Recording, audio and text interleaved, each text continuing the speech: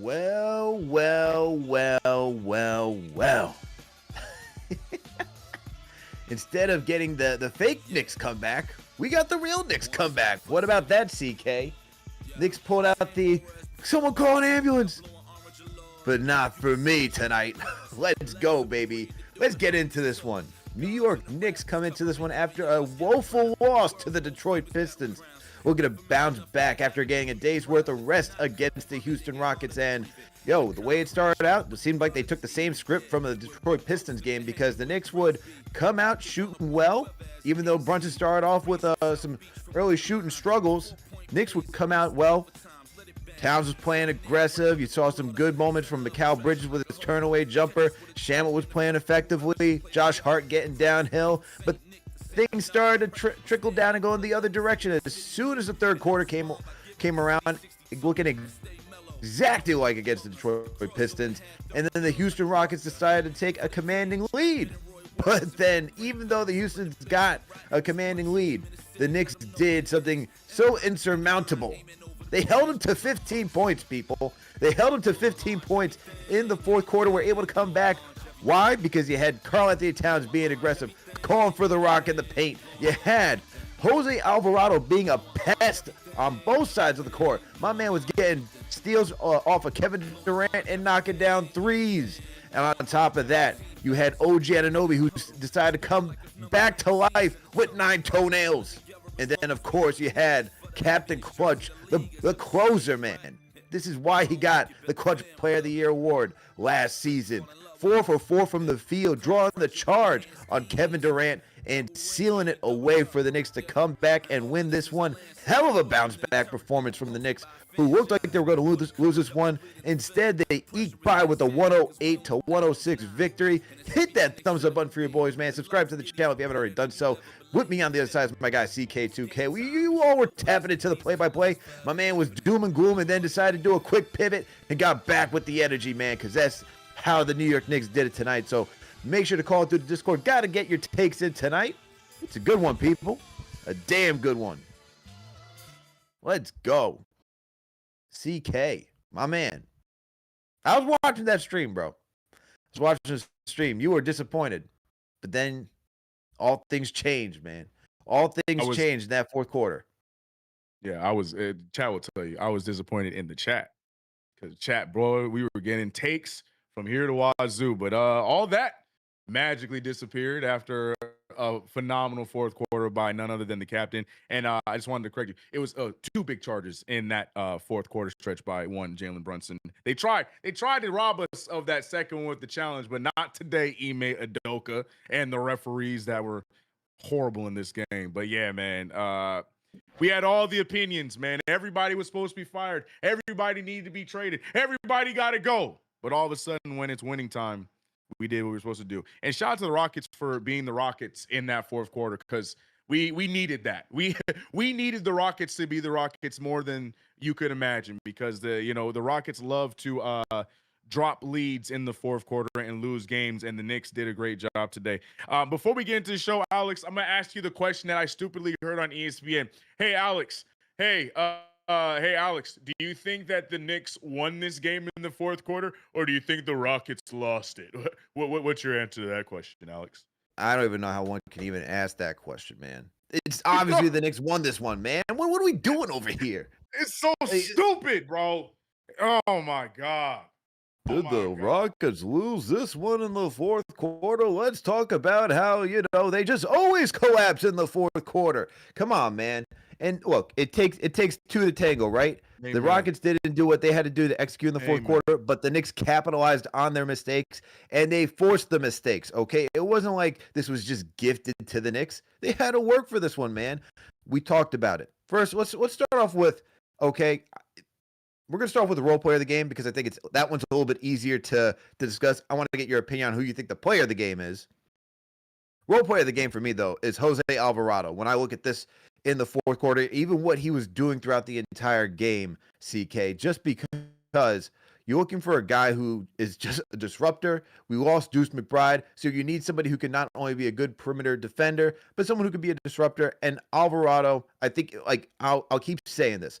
McBride, great perimeter defender. Alvarado just brings it up to another level because of the instincts. He's so comfortable knowing when to gamble, and he knows how to be a pest, man. He just does things that it's not to put Deuce down. He just does things differently when it comes to being a defensive savant. And tonight he put that to the test. I felt like for most of the game, and it really came through in the fourth quarter. Look, when you're talking about getting a steal on Kevin Durant and just leading a charge and just creating havoc, man, creating some sort of offense for this team. He did just that. You're looking for somebody who can just be a pest and cause guys to make poor decisions. That's a different level of being a defender, man. Not only is he able to mirror their movements, but then he can get under your skin and say, all right, I'm going to force you. I'm going to match your energy.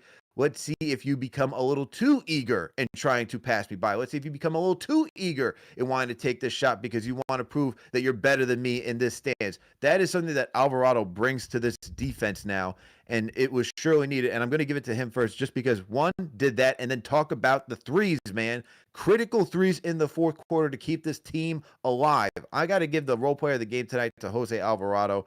Look, I know you will get the numbers like, you only went 3 for 9, Alex. What are you talking about? Bro, like if you just watch what he did, if you watch how he played this entire game, get looking for open shots, working the pick and roll, just getting not 1, not 2, 5 steals tonight. Okay, he got 5 steals tonight. He beat OG, who was on a clinic for himself starting off this game, man, just causing turnovers, causing Kevin Durant to create turnovers as well. Jose Alvarado, man, is my role player of the game tonight, and I think got to give him the shout out for this one because a lot of that energy that you needed came from him tonight. Yeah. I don't think there's another answer. I don't think there's we typically with this segment we can have 2 or 3 answers when it comes to this.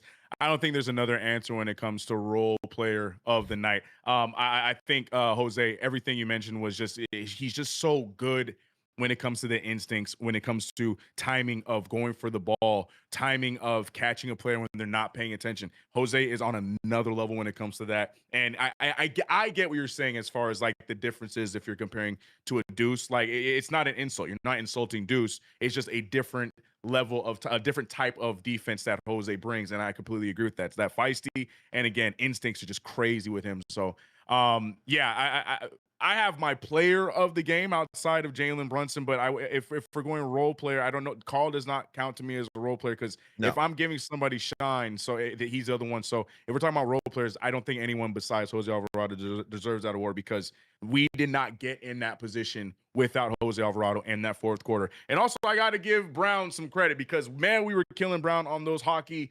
substitutions throughout the game. And in that fourth quarter, he almost hit us with the same thing because he took Alvarado out for about 30 seconds and then brought him back in, took out Bridges and brought him back into the game. And thank God he did that because Alvarado and Karl got that whole fourth quarter started. They were the ones that brought the energy. Yeah, Bridges gave us a little bit too. OG had, again, like you mentioned, with the steals to start the fourth quarter. But it was Jose Alvarado and Karl-Anthony Towns that started off that fourth quarter. Mike Brown scared me when he took him out, but he brought him right back into the game, and thank God he did because there is no winning this game without GTA 5 closing the stretch. So I don't think there is another name that should be role player of the game outside of Grand Theft Auto 5. I love that he picked number 5. I wish 6 wasn't retired, Alex, because we could have said the Knicks got GTA 6 before the world. That would have been the best meme, bro. I'm so upset that 6 was retired. Peace and love and respect to the one, the great Bill Russell. But man, just for the meme, I wanted the GTA 6 because that would have been great if we could have that meme. But it would have been great. No, because then everybody, the beat would have gone crazy with GTA 6, and then I'm going to be saying, oh, the game dropped, and I'm going to be confused with, oh, we're talking about the Knicks or we're talking about the game, man. Come on now. I don't need any of that. I don't need none of that. Great, man. No. But Jose. All right. Every time I see the chat do it, I have to say it. So they always do it. They always do it. All good. Easy, but like talk about the instincts again. Just look at what he did to Deshaun Tate, who left this game with an injury. But Alvarado has this way of just like pivoting, like just keeping his head on a swivel and knowing when to attack, and the speed, man, the quickness just to get there, insane. Brooklyn's own, Brooklyn's finest, doing the damn thing tonight, man, being the role player of the game. Let's get to our player of this game, CK. I feel like this can go in one of two directions, and I'm going to let you go first. Okay. Okay. No, I'm gonna be the bigger man here because everyone knows, especially the play-by-play crew, the play-by-play chat. Everyone knows that I am very critical of my player of the game, and I'm going to give him his due when he deserves it, and that is none other than Karl-Anthony Towns. To me, this is what we need from this guy. For me to call you the big bodega again, for me to call you Big Cat again, for me to give nicknames to you once again, we need nights like tonight, because Alex said it at the top, and that is what I've been wanting from this guy. We talk about Mike Brown needs to drum up plays to get him in the spots. I'm not hearing any of that. I want this guy to understand, man, I got little defender on me. Give me the rock. We saw that today, and God, it felt good because he was doing everything possible to get himself and get the Knicks back into this flow, get the Knicks back into this play. Because you can see when Karl is playing well, we've been saying this, echoing this. CP's echoing it. Alex has been saying it for age. When he is playing well, everything just magically gets easier around the floor for everybody else. But the biggest thing for me has always been go out there, be the dominant force you are, and then you're going to get those props from me. And tonight definitely deserves all of it. MVP of this game to me goes to Karl-Anthony Towns. Yes, we know Brunson. I'm going to let you have yours. But Karl, he deserves the respect. I thought he was great tonight, 25 and 7. He was pure. He was efficient. The 3-ball, Alex, welcome back. 100% from the field today. 3 for 3, Alex. Alex, he shot a mid-ranger today, too.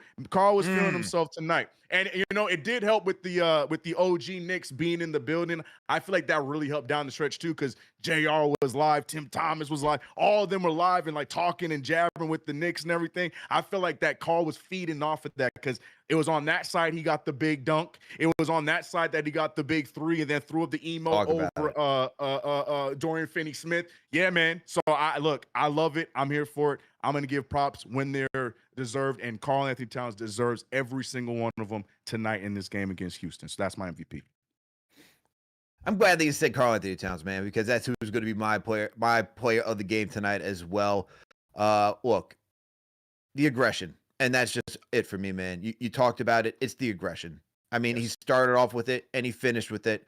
And when things started to go south, he was always there to get something, an easy look. And the one play that gets to me, man, is when we talk about, like, with 5 minutes left to go, and he just, hand up, yo, pass it to me, get it to me, I'm on the post.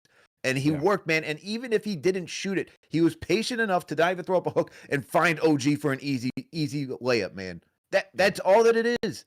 That's all that it is. That's all I want from Karl-Anthony Towns. Just be aggressive. And you know what? Look, I know we talk about, hey, coach has got to draw some stuff up, do this, X, Y, Z in the third. It is also his responsibility to say to his guys on the floor, yo, stop being jerks. Go get your man the ball. That's all it is. Simple and plain. They did that tonight. Good stuff for Karl-Anthony Towns. But you know what, CK? I know we always had the debate for one thing, so I'll do the debate for Jalen Brunson just so that we have it for the chat, man. Because you know there's people out there who are going to say Brunson over Cat, so I'm gonna do it anyway, okay? But it is for me, Karl-Anthony Towns. But if you were going to go with Jalen Brunson, just to play devil's advocate, 4 for 4 in the fourth quarter, okay? If you want to talk about staying cool, calm, and collected, which this guy always is, this guy was getting hounded by another Thompson, okay? Amen Thompson was doing the same thing that Asar Thompson was doing 2 nights ago. Did not give him any breathing room. Rockets took the same playbook that the Detroit Pistons did. They forced Brunson to be the primary and only initiator, and then once he was, they said double, double, double all night long. And he was not getting great looks, man. Wasn't getting great looks at all, okay? You can look at the field goal. You can look at the field goal percentage. He shot 50%. Not bad because he went 4 for 4, but it wasn't great, man. He didn't hit his first He didn't hit his first shot until like the third or the fourth quarter. From the field, like he got a lot of it from the free throw line, but he did not connect from the field until the third or the fourth quarter. So, with that being said, the fact that he was able to turn it on and say, I'm going to stay patient, I'm going to stay cool, I'm going to stay calm, I will get my shot somewhere. It will be there at some point. He found it in the fourth quarter when necessary, and as I said, went 4 for 4, gets the charges. You know, you talk about all the momentum swings. if you're going to give the argument that it's Jalen Brunson for being the player of the game, it would be something like that, and then closing it all out. But for me, it's Karl-Anthony Towns. For the people, I just gave it to you right there. This is why you would probably choose Jalen Brunson. Let us know in the chat, man. Let us know in the chat. TM, Gamba, whoever can, throw up the poll in the chat. Who is your player of the game tonight? Is it Karl-Anthony Towns or is it Jalen Brunson? Let us know tonight, man. I'm going with Cat. I just gave you the argument for Brunson. CK's going for Cat. I want to know what CP's going to say when he gets here, man, because you know CP's on the way, and I guess did we already start the clock? We already started the clock. It's already midnight. Oh, Let's see when CP gets here, man. Let's see when CP decides to get here and call in, man. And let's see how tipsy he is by the time he shows up. All right, man. Let's keep this show rolling. All right, salute to Knicks Nation. Thank you all for tuning for another KFTV post game. New York Knicks win 108-106. With me on the other side is my guy CK2K. Make sure to hit that thumbs up button for your boy. Subscribe to the channel if you haven't already done so. I see Chuck D in the chat. Salute Chuck D. Throw a hashtag PE in the chat. Salute to some of our Fanchise channel members too, man. We got First Lady of Sports in here. We got Lawrence Peters in here. We got who else we got here? We got Jason Walken here. Shout out to you, my man. We got Eric L. Beats, the resident DJ. There was a watch party tonight. Shout out to Eric L. Beats in the chat too. We got the Shells in here. Let's go, man. Anyone in the chat you want to shout out, CK? Oh, I gotta give Shells some love because Shells came in pissed and left in the play-by-play. Glad to see he made his way back. Now, you know me, I'm always gonna show love to those that came through from the play-by-play and make their way over to the post game every single time. So shout out to Marcus Miller, 99. I see Ties in the building. NY Life, appreciate you. Yeah, JT, what up? Hope you're good, man. Shout out to everybody that's in here rocking with us across the board, regardless of the show, regardless of the live. You are here supporting the channel. We appreciate you. Rare edition, my guy. What up? So shout out to all you guys. Appreciate you. Shout out to Mellow Mike as well, man. Well, shout out to Ray Nobleza. Shout out to you, man. Mr. Dons is in here. I know Jamaica Queen's in here. I know we got the regulars, John Talento, Junior Caroma in here as well. Shout out to you guys, man. Shout out to everybody for coming through. Shout out to all of our Fanchise channel members, man. And I see a lot of Cat getting the nod tonight in the chat, man. I see Cat getting a lot of love, and rightfully so, man. Rightfully so. Let's keep it going. All right, man. Look, it was a complete effort. I gotta give a shout out to OG Anunoby, man, because defensively tonight, and look, it's still Kevin Durant. We could talk about him however you feel, because you know the whole conversation is, well, he's not the same after all the injuries. So he's still easily putting up points, man. Man 100%. Had 30 damn near in his sleep tonight, and I got to give credit to OG because he did great work. 4 steals tonight. Okay, 8 of 16 from the field. Got 20 points. You know, hit both of his free throws down the stretch when needed, man. When needed. Okay, yep. Those are critical free throws. 2 boards, 1 assist, but the 4 steals, man, and just being a hound defensively is what you needed from OG tonight. And look, this is a good bounce back game for him. Shot bricks. My man was a mason, okay? Yeah. My man could be putting up steps, whatever, putting up a brick building the way he played against Detroit. But to bounce back the way that he did tonight, man, just only 1 game. You need him. He is such an impactful player. He is needed to win a lot of these games. When he has a good night, more often than not, I should say, the Knicks are usually winning. Good to see him get back on the right side.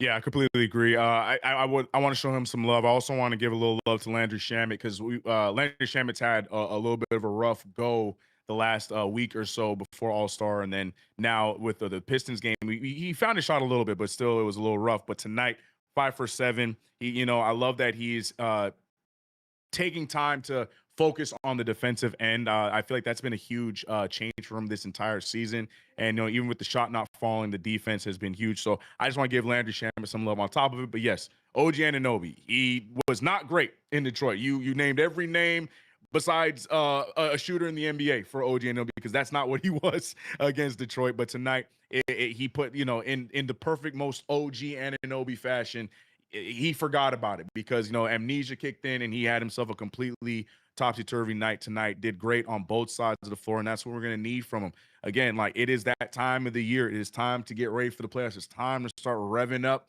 time to start fine-tuning everything. We got some new names. Get them acclimated. OG Anunoby, we understand you play with 9 toenails, so make sure you get yourself comfortable, get all the gauze or whatever you need. we got to start getting getting our act together as a squad. And OG Anunoby definitely took a huge step today. So yeah, he definitely deserves the props today. I just wanted to also shout out Landry Shamet as well because he had a good night tonight shooting. Shamet definitely did have a good night tonight. Yeah, like I said, man, it's refreshing to have a legitimate knockdown shooter, man. A legitimate knockdown 3-point shooter. Shout out to Shamet, who went 5 of 7 from the field, 2 of 4 from downtown. And hey, had a nice drive, man. Had a nice layup against. Look, this Rockets team is not easy. Okay, Yes. I know that I said earlier that this team does love to collapse in the fourth quarter. They, and it shows when they don't have a point guard. The Rockets are a very talented team. Obviously, with Kevin Durant, they got the wingspan, they got the height. But not having Fred VanVleet for this team, you see that they do struggle when it comes down to fourth quarter execution and knowing how to close games out. Nevertheless, you still got to go out there and compete. Rockets are still a top team in this league, man. Yeah. Where are they right now? I mean, pulling up the standings. I know they're in the top 6. They are 4th right now in the Western Conference standings. All right, right behind Denver, 1 game behind Denver right now. So look, Knicks just went out there, competed, and they did what they had to do, especially to close this thing out in the fourth quarter. And you'll love to see it, man, especially with this type of win. It builds character moving towards the postseason, where not every game is going to be easy. Not every game is not going to go your way. You're not always going to have shots falling. And whether you're Brunson, Cat, OG, whoever on this team, man, it just shows that you got to continue to fight through and just, not hope, but continue to see that, if you keep believing in the principles that coach is saying and you're buying in and you keep working, you can come out being a winner on the other side, man. They got to buy into this and get ready, because it's this type of mentality, the never quit, that's going to help them succeed in the postseason, man. And let me tell you about never quitting. You know who doesn't quit, CK? Do you know who never quits? Who? Mando. All right, Mando never quits. I thought the Knicks were going to need Mando to cover that stench tonight, but like Mando never quits. And let me tell you something, man. When we talk about needing to cover up the BO under your arms, man, no aluminum. That's where Mando comes in. Mando whole body deodorant, people. I've been using Mando as a part of my daily routine, and what I love most is the confidence it gives me. Just like the Knicks tonight, they had confidence tonight in the fourth quarter. This isn't just for your pits. Mando is a whole body deodorant, safe to use anywhere. Pits, thighs, feet, everywhere you need it. Once you start using it, you realize how clutch that actually is. My go-to is the solid deodorant stick. It's powered by mandelic acid, which helps stop odor before it even starts. They also have a spray option that's aluminum-free and perfect for those hard-to-reach spots. Everything is baking soda-free, paraben-free, and the scents are clean. Bourbon leather, Clover Woods, Pro Sport, all fire options. Mando was actually created by a doctor who saw how normal body odor was being misdiagnosed and mistreated. And it's clinically proven to block odor all day and control odor for up to 72 hours. That's real protection, not just masking things with a fragrance. Some men mask their BO with scents. Mando men get the job done right. Don't mask it, Mando it. You can find Mando in Walmart, Target, and retailers nationwide. But for the best deals, head to shopmando.com. For a limited time, new customers get 20% off site-wide plus free shipping when you use code KFTV at shopmando.com. That's 20% off plus free shipping with the code KFTV at shopmando.com. Don't mask it, Mando it. Let me tell you, CK. That it could have gone 2 ways tonight, man. Either the Knicks needed Mando, or the Knicks could have been like Mando. And Actually, you know what? Alvarado's like Mando, man. With that type of 72-hour coverage, hey. Man. I get that. That was okay. Good play on words. Okay. All right. All right. Okay. Thank you. I appreciate it. Man. Man, I as much as I can keep going with the jokes, and we can keep doing this back and forth. Well, we got people on the line, man. We got people who are here to want to hear takes, and we want to hear from, man, and know what they're thinking. So let's get to the callers. Let's get to the man who should be wearing the player of the game's jersey tonight, and that is one Grabba. Grabba, my man. How are you doing, man? Are you wearing the Karl-Anthony Towns jersey tonight? What are you doing? Here, I'm in the spot. Yes, sir. You in the spot. The floor is yours, my man. How are you feeling? Man, I'm feeling great, man. You know that thing out the closet, nice and clean and pristine. You know, my boy Cat. You see my boy Cat. I'm self-proclaimed leader of the hat of the Cat Hive. So, so my boys out here hooping. So I'm just feeling good tonight, man. That's what we need. When Cat is hooping at his best, when he's just being aggressive, getting downhill, putting people like they got Tari Easton on him. They got like these little dudes on him that can't check him. Like when there's a wing on Cat, he needs the ball. Hand him the ball, get out of the way, let him be aggressive. I've been saying this for months now. I'm tired of this Sabonis role, trying to have him on the top of the key with the freaking ball over his head, looking around like he's trying to be in a Harlem Globetrotters. Nah, man, we don't need that no more, bro. We need Cat. We need Cat to be aggressive. We need Big Bodega down in the paint, getting busy. Shaq got on him today. I don't know if y'all seen the post game. Shaq got on him today. Like, for this team to win the championship, you got to be great, and that's a fact. Like, we ain't getting to where we need to be if he ain't. You know what I'm saying? That 1-2 combo with JB, like that's it, man. Jose came in, mucked the game up, just all over the place, man. I ain't when he hit that layup. I was driving home from work and he hit that layup. I almost crashed the whip, man. I ain't gonna lie, I started tripping. Oh my god, I legit had to pull over for to watch the end of the fourth quarter, bro. Like I was in there tripping. Like, but yeah, man, just an all around good team. Come back. I will say though, like they, in the first half, they let a couple things get away where they got to clean up. You know what I'm saying? When Jalen, when he's getting doubled, like somebody has to flash to the ball because when they got two big wings at him, it's hard for him to. He's 6'1". You know what I'm saying? It's hard for him to see over those trees down there. So somebody's got to help him out with that. But I think he did a good job of staying composed and not letting the spot get too big from him. And just he came in the fourth quarter and did what he does. Captain Clutch. He came in to save the day again. So hopefully we could build on this. Just a good team win, man. So I'm hyped, man. I know I'm trying to keep a little down on my daughter's sleep. I ain't trying to get too crazy, but it's a good dub, man. I'm hyped, man. I hope all Knicks Nation is hyped, and hopefully we can build on this. We got Chicago tomorrow, right? Yeah, man. We got Chicago on the second night of a back-to-back. Yeah, so some bums over there. We should go there and take care of them, man. I ain't worried about no Chicago, man. But just holla at y'all, man. Y'all keep doing your thing. CK, I was watching. You was doing your thing tonight, man. Y'all keep doing that. I'm holla at y'all. Everybody stay up, be easy. That's Grabba, man. Shout out to Grabba on the line, man. He's happy, man. He's happy to see Karl-Anthony Towns go out there and be the big bodega and attack, be aggressive. That's what we want, man. And don't worry, Grabba. Hey, man, don't worry. I hear my son starting to wake up over there because I'm shouting. So I got to dial it down a little bit, man. I got to dial it down a little bit. So I get you. I get you on the can't wake up the kids vibes. Oh, look who's in the chat, CK. 10 minutes. Yo, 10 minutes. Hold on one second.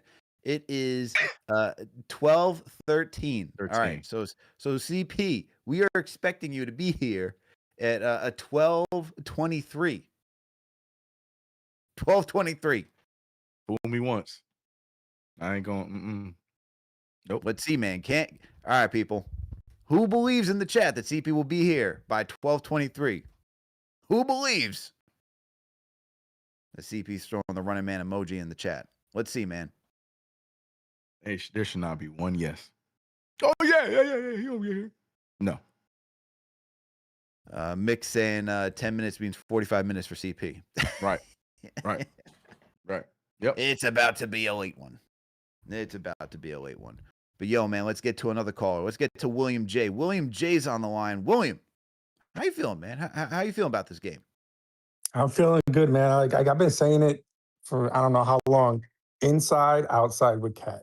If they got the mismatch in the paint, you got to give him the ball. You got to let him get involved like that. So when he's getting in the paint and then he goes outside, he's already in his fluid motion. Like he's already in the game. When you keep him at the top of the key and he's not doing nothing, he just stays stiff the whole game. He doesn't do anything. And then he just tries to force everything and it just doesn't go right. Like they got to get him inside, outside. Like that's how it has to work from the start of the game to the end of the game. And that's what they did tonight and it worked.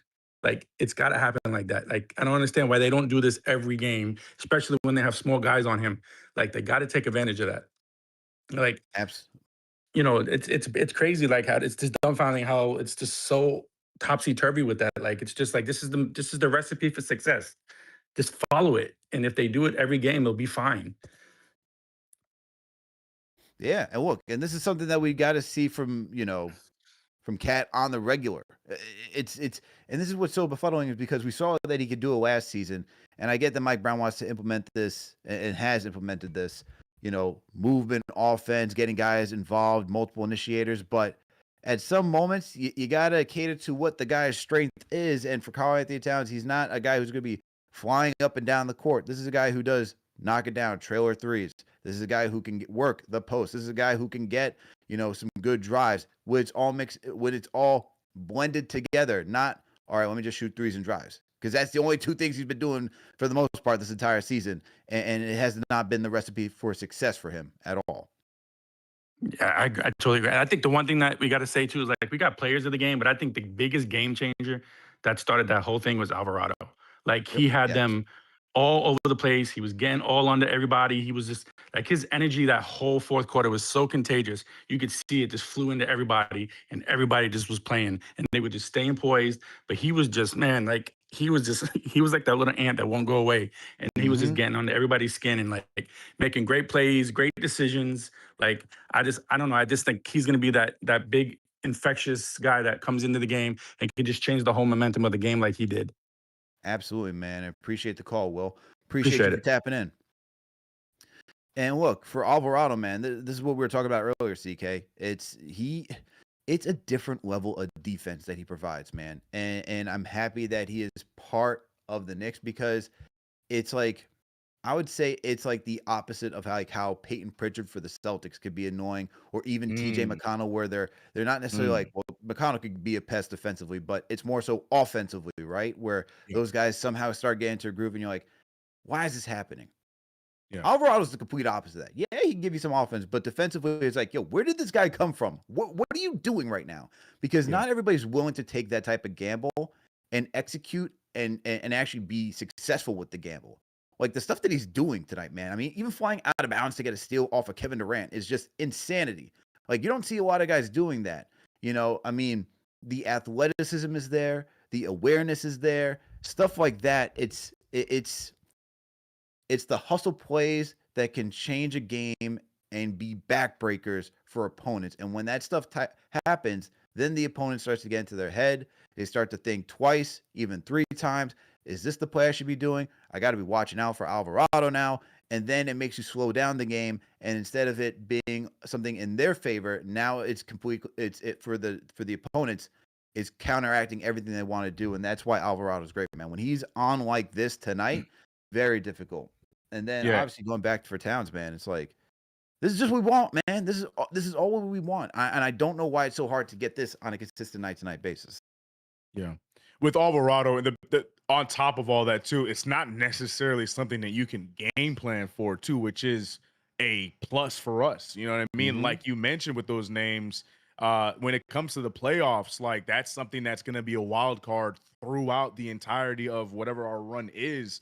You can't game plan for that. Yes, all right, Alvarado's going to come in and he's going to be aggressive defensively, but you can't be like, all right, let's block him out. No, because he going to be using his jersey color to hide out of bounds, and he's going to sneak and get the ball one way or another. So, again, it's just so many levels to the style of defense that he brings. Like you said, I love that analogy because I get what you mean by as far as like the reverse of what like a Peyton Pritchard. I hate saying those names because I can't stand them for what they do to us offensively, because it's just like, how did he make that shot? You're so little, but somehow you got in between two of our best defenders to get that shot. But now on the other side of the world, we're seeing Kevin Durant struggling to even be able to get a shot up because Alvarado out there smacking the ball away and he didn't even see him coming. So it's like, yeah, it's great. It's great stuff. So yeah, I'm the best part for me is just the element of surprise, and I feel like that's going to be huge for us in the playoffs.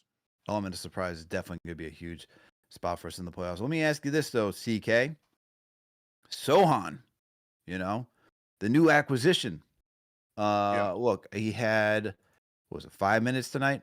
4 minutes. He had 4 minutes tonight. Made a slight appearance against the Pistons. Didn't play really that much against the Pistons. Had a good block against Cade in the third quarter. Played, decently in that game. Only 4 minutes tonight. How are you looking at how are you projecting Sochan to be integrated into this team?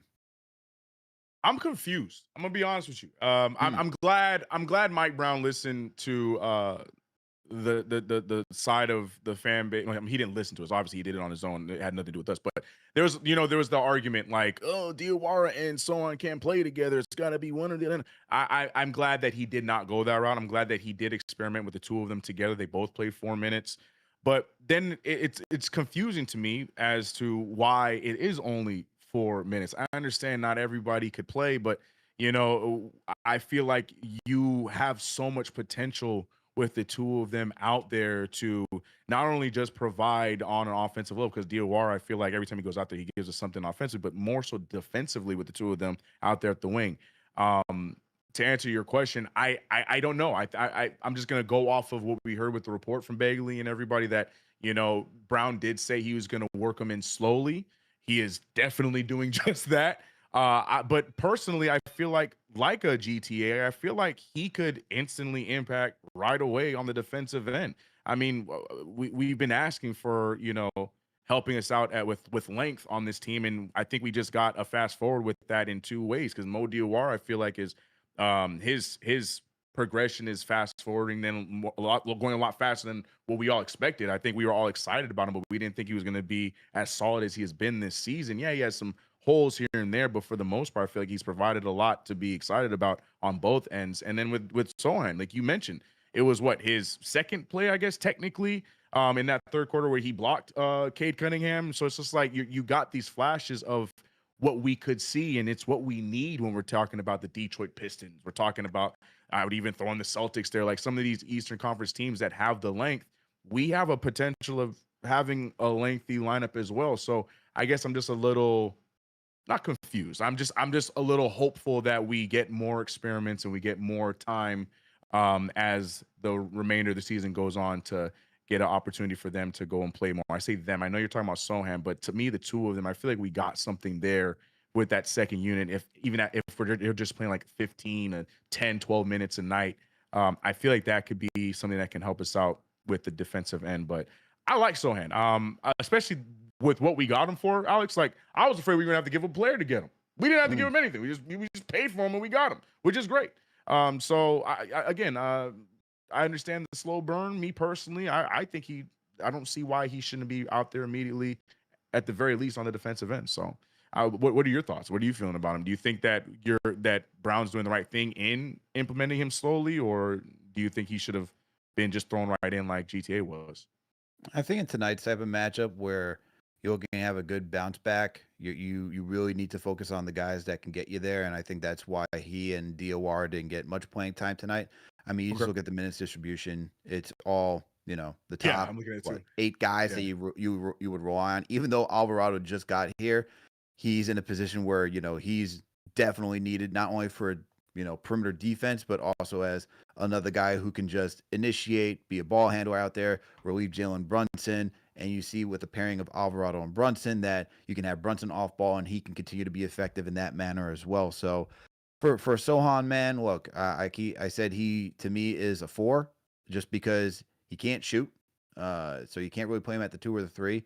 He's not big enough to be a center. So offensively, where does he sit? At the 4. Now I know he's got the defensive versatility, but I think the biggest thing for him, man, is just how do you integrate him and not lose offense at the same time? I know we need defense on this team, but at the end of the day, the game is about putting the ball in the bucket. So, he's good in chaos after getting a rebound. He's good at driving when he has the right matchup. But I think for Sochan in particular, I think you just don't want to lose too much. And I think for him, and lose too much, I mean lose too much offensively, even though you want to gain something defensively. And look, the thing is too, I think fit-wise, I don't think it's necessarily the cleanest fit with some of the players. Like, I don't think you want to see a Josh Hart, Jeremy Sochan, and a Mitchell Robinson lineup out there at all. So that means you're gonna need some shooters out there to pair with him. You need Shamit, you need Cat, you need OG, you need Bridges, you need Brunson. Those are the guys that you really gotta think about who you're gonna be pairing him with. I think for Mike Brown, it's also I think you're gonna see this slow integration because he's gonna look for the right lineups out there that make sense to have Sochan out there, so that way he doesn't look like a negative and he can actually be successful while he's out there. So I don't mind the slow integration. I think it is going to take time just because of the lack of shooting that he provides. If he was a good shooter, one, Spurs would have got rid of him, but it would make it that much easier to implement him. So I think it's fine with Mike Brown taking his time trying to figure out where he fits in. But hey, this is a good thing to have, man. More depth. A very good It's a problem. very good thing to. It's a very good thing to have. And when you think about making that postseason run and you think about the teams that made it last season, it's teams that go 10 deep, 11 deep that can just, integrate all these guys. You think about the Thunder, you think about the Pacers, you think about what happened to the Knicks last year and why they got tired. They didn't use their depth. Biggest gripe against Tom Thibodeau last season, didn't use your depth. Now you got a lot of depth. All right. So look, the Knicks are plentiful at depth right now. It's now just figuring out the right, recipes and combinations to deploy those guys. So very curious to see what Mike Brown can now do with what we had 27. We now got 25 games. We had 27 before. After now it's 25 games, man. We got about 25 games. We got about a quarter to figure this stuff out, man. So very curious in what Mike Brown could do with such little time. So looking forward to it. Salute to Knicks Nation. Thank you all for tuning up for another KFTV post game live. The New York Knicks did win 108-106 in exciting fashion. Come from behind victory. We did not get the fake Knicks comeback. Look at that. CK is happy. CK was down. He's now up and ready to go again. Look, the man's alive and living. So, it's all good things, man. So hit that thumbs up button for your boys. Subscribe to the channel if you haven't already done so. I see we got some more callers on the Discord. We will get to you guys. Just hang tight. We got to get to our another segment of tonight, man. Brought to you by Fabletics. And that is key stats of the night. So let's talk about it, people. As I said, the New York Knicks did win 108-106. And let's go through some of these numbers. Knicks would lose the rebounding battle 29-44. Rockets just dominated the glass, especially on the offensive glass as well. Knicks did win the assist battle 26-24. Knicks did win the steal battle 11-5. Coming when you look at the blocks, Rockets won that one 6-0. Turnover battle. Knicks did win that one 11-19. Then you look at the shooting percentages. You see that the Knicks won 49%. 94. Wow, that'd be a clinic. They shot 49% from the field as the Rockets shot 48. Knicks did bounce back for the three-point shooting. They did shoot 39% from the field tonight as the Rockets also shot 39% too. You also have the Knicks shooting CK's favorite, 88% from the free throw line as the Rockets shot 78%. We like that. And then look at some of the hustle stats right here. Knicks would slightly lose the points in the paint battle, 48-50. They would win the second chance opportunities, 15-10. And then when you look at the fast break points, Knicks were able to get out in transition and run, and they won that battle 23-14. So those are your key stats of the night. CK, what'd you think? What are some of the stats that stood out to you tonight? The biggest one for me is what we were just talking about. Depth, bench points, 30-16 with our bench point battle. And again, I got to give him praise again because he had a little bit of a rut and he's getting himself out of it. Landry Shamet, 14 of those points off the bench. We know what Jose Alvarado did defensively. He also poured in about 8. I just love when our second unit is able to help us out with a lot of these substitutions, these rotations, these different combinations that Mike Brown likes to play around with. It makes me happy to know that the second unit is going out there and giving us some points. Like it felt like it would be, back a few years ago, even last year, it felt like to get even 20 points off the bench was like a push and shove to get. Now we're getting 30 points in a night like this against a big team like Houston. I love that stat. So that was the one that highlighted for me. And you already know, 88% from the free throw line. Come on, talk to me. OG Anunoby said, "Oh, you mean I just got to make these two to end this game? No problem." What toenail? I make free throws, man, Alex. When we make free throws, basketball is a pleasant sight. Now, honestly, we got to get free throws, but when we get them, I like to see it. 8 for 9 for JB, 2 for 2s for Karl-Anthony Towns and OG Anunoby, 2 for 3 for Landry. Come on, Alex. We make free throws today, man. I love it. But you know what stat I don't like, Alex? What stat don't you like, CK? What time is it, brother? Damn. My man said 10 minutes. Damn. Damn. Yeah, we passed the 15-minute mark. Sheesh. man. Yeah. Well, that's a key stat for tonight. All right. And that key stat, the key stats tonight, brought to you by none other than Fabletics. Shout out to Fabletics, man. There's something about throwing on a fresh workout set that just gets you locked in. The problem is, new gear adds up fast. But when I joined Fabletics as a VIP, that changed completely. So when I signed up, I got 80% off everything. And I thought it was too good to be true. It's not, though. The quality surprised me. Premium fit, durable, comfortable. The kind of activewear you normally pay way more for. The fit is dialed in too. Joggers that keep their shape, jackets that keep you warm without feeling bulky. Perfect for workouts, travel days, or just getting back into your routine. And look, I went to the website. I got the shorts, all right? Got the line shorts. I got the t-shirt as well. As y'all know, I like to play pickup basketball. I need to be feeling light. I need to be able to run out there, man. I like the gear was just like fitting, all right? It's light, fitting, definitely durable. Highly recommend. For all you people who play basketball, I actually do recommend getting that stuff. So make sure to go to Fabletics and join as a VIP, okay? So Fabletics already has incredible deals, and I've got an exclusive offer just for my listeners. Get 8% off everything when you sign up as a VIP. Just head to fabletics.com/KFTV, take the style quiz, and be sure to select KFTV when prompted. All right, that's fabletics.com/KFTV. Make sure to go support Fabletics, man. And that is key stats of the night. And we still don't got a CP. This man said 10 minutes. 10 minutes is now turned into 20 minutes. Good Lord, man. Good Lord. Mick said JB closing and CP taking longer than 10 minutes. Both guarantees. All right. So let's see when CP joins, man. Let's see when CP arrives. All right. Very curious to see how the watch party went. And his takes on tonight's game. You know, the man has probably grown some more gray hairs after watching this one tonight. But hey, we'll see what happens, man. We will see what happens. Let's get to some of the super chats, man. We got a lot of super chats that came in too. All right. So shout out to all of our listeners, man. Shout out to all the Fanchise channel members. Shout out to Snacks. Shout out to Mickinda. Am I saying that right? I don't even know. Shout out to you. Shout out to Naomi. Shout out to Daniel Barris. Sports highlights. Shout out to you. We got shout out to Drago, New York City. Shout out to all of you for becoming Fanchise channel members. And let's get to some of the super chats. We got Santana. Shout out to you for being a Fanchise channel member and for the $2 super chat. He says, as a Bodega advocate, Shaq is 100% weak for the response. Got to hear what he had to say, man. Got to hear what he said. Shout out to CL Kendrick.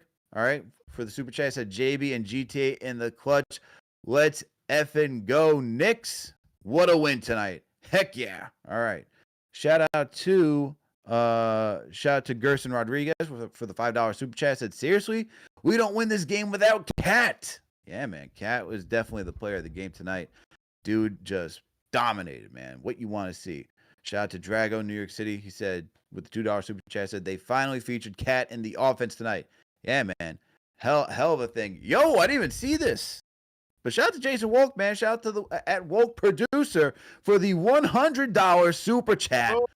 Appreciate you, man. Appreciate you for the $100 super chat. Said bringing the West Coast love for Cat and missing Deuce OG locked up Durant at the end. Jose was a total difference maker. Let's get Chicago to forget our sorrows. Shout out to you, Jason. Shout out to you for the $100 super chat. And shout out to Empire for the $20 super chat for being a Fanchise channel member. Said, CK, I missed your play-by-play tonight, but I'm here to shout you guys out. And then last and certainly not least, we got Broppin for the $5 super chat. Said, first time live, long time replay gang. Love what y'all do. Love the Jose and Sochan pickups.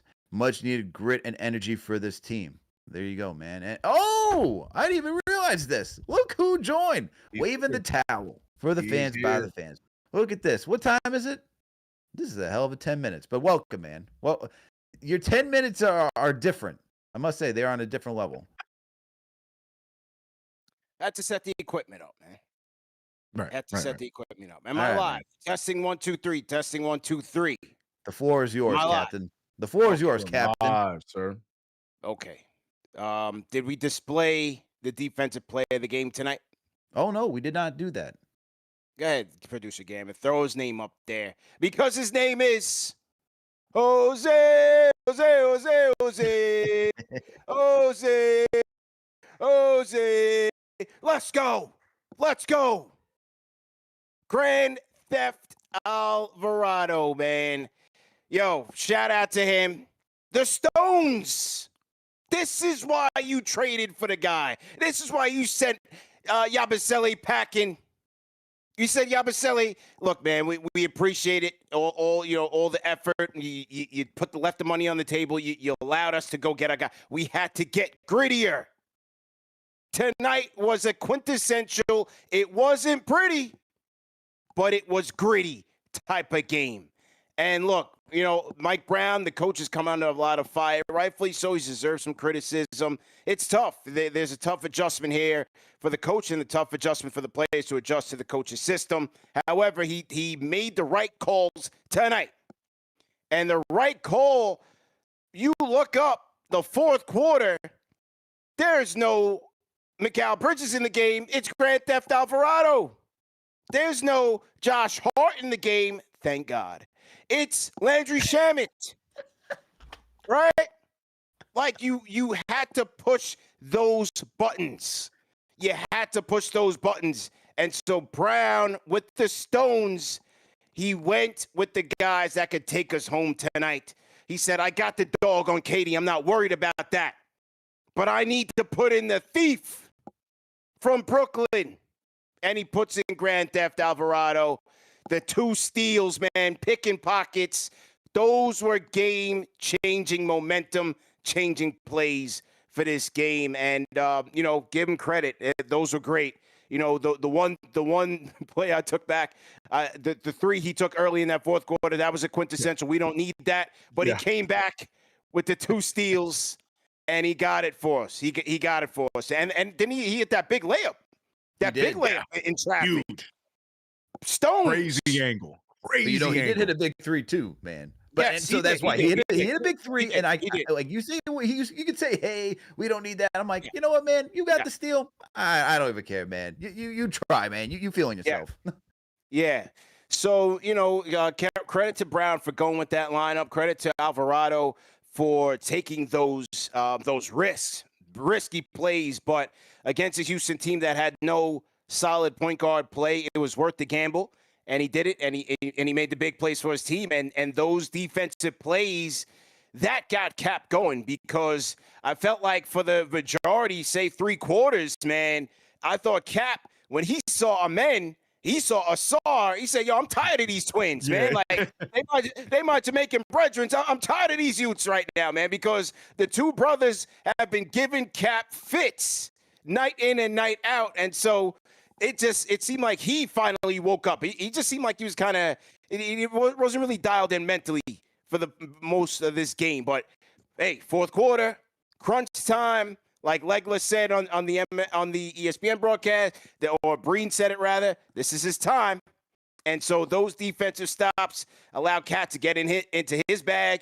He had Tari going every which way, and Tari's a good defender. I like that. He's one of my young favorite young players in the league. But that's Captain Clutch, man. So Cap took us home. Shout out to the big Bodega, though. Shout out to the big Bodega, man. He's come under fire, rightfully so. Where is he? Where is he with this team? Is it his fault? Is it Brown's fault? Is it Captain's fault? Brown came out in the pregame presser. Shout out to our guy Chris Persianen. And Chris asked him, he said, what's up with Cat's role? What's going on? And what Brown say? In the words of Tom Thibodeau, the game will tell you what to do. We are adjusting for him. We are making it simple.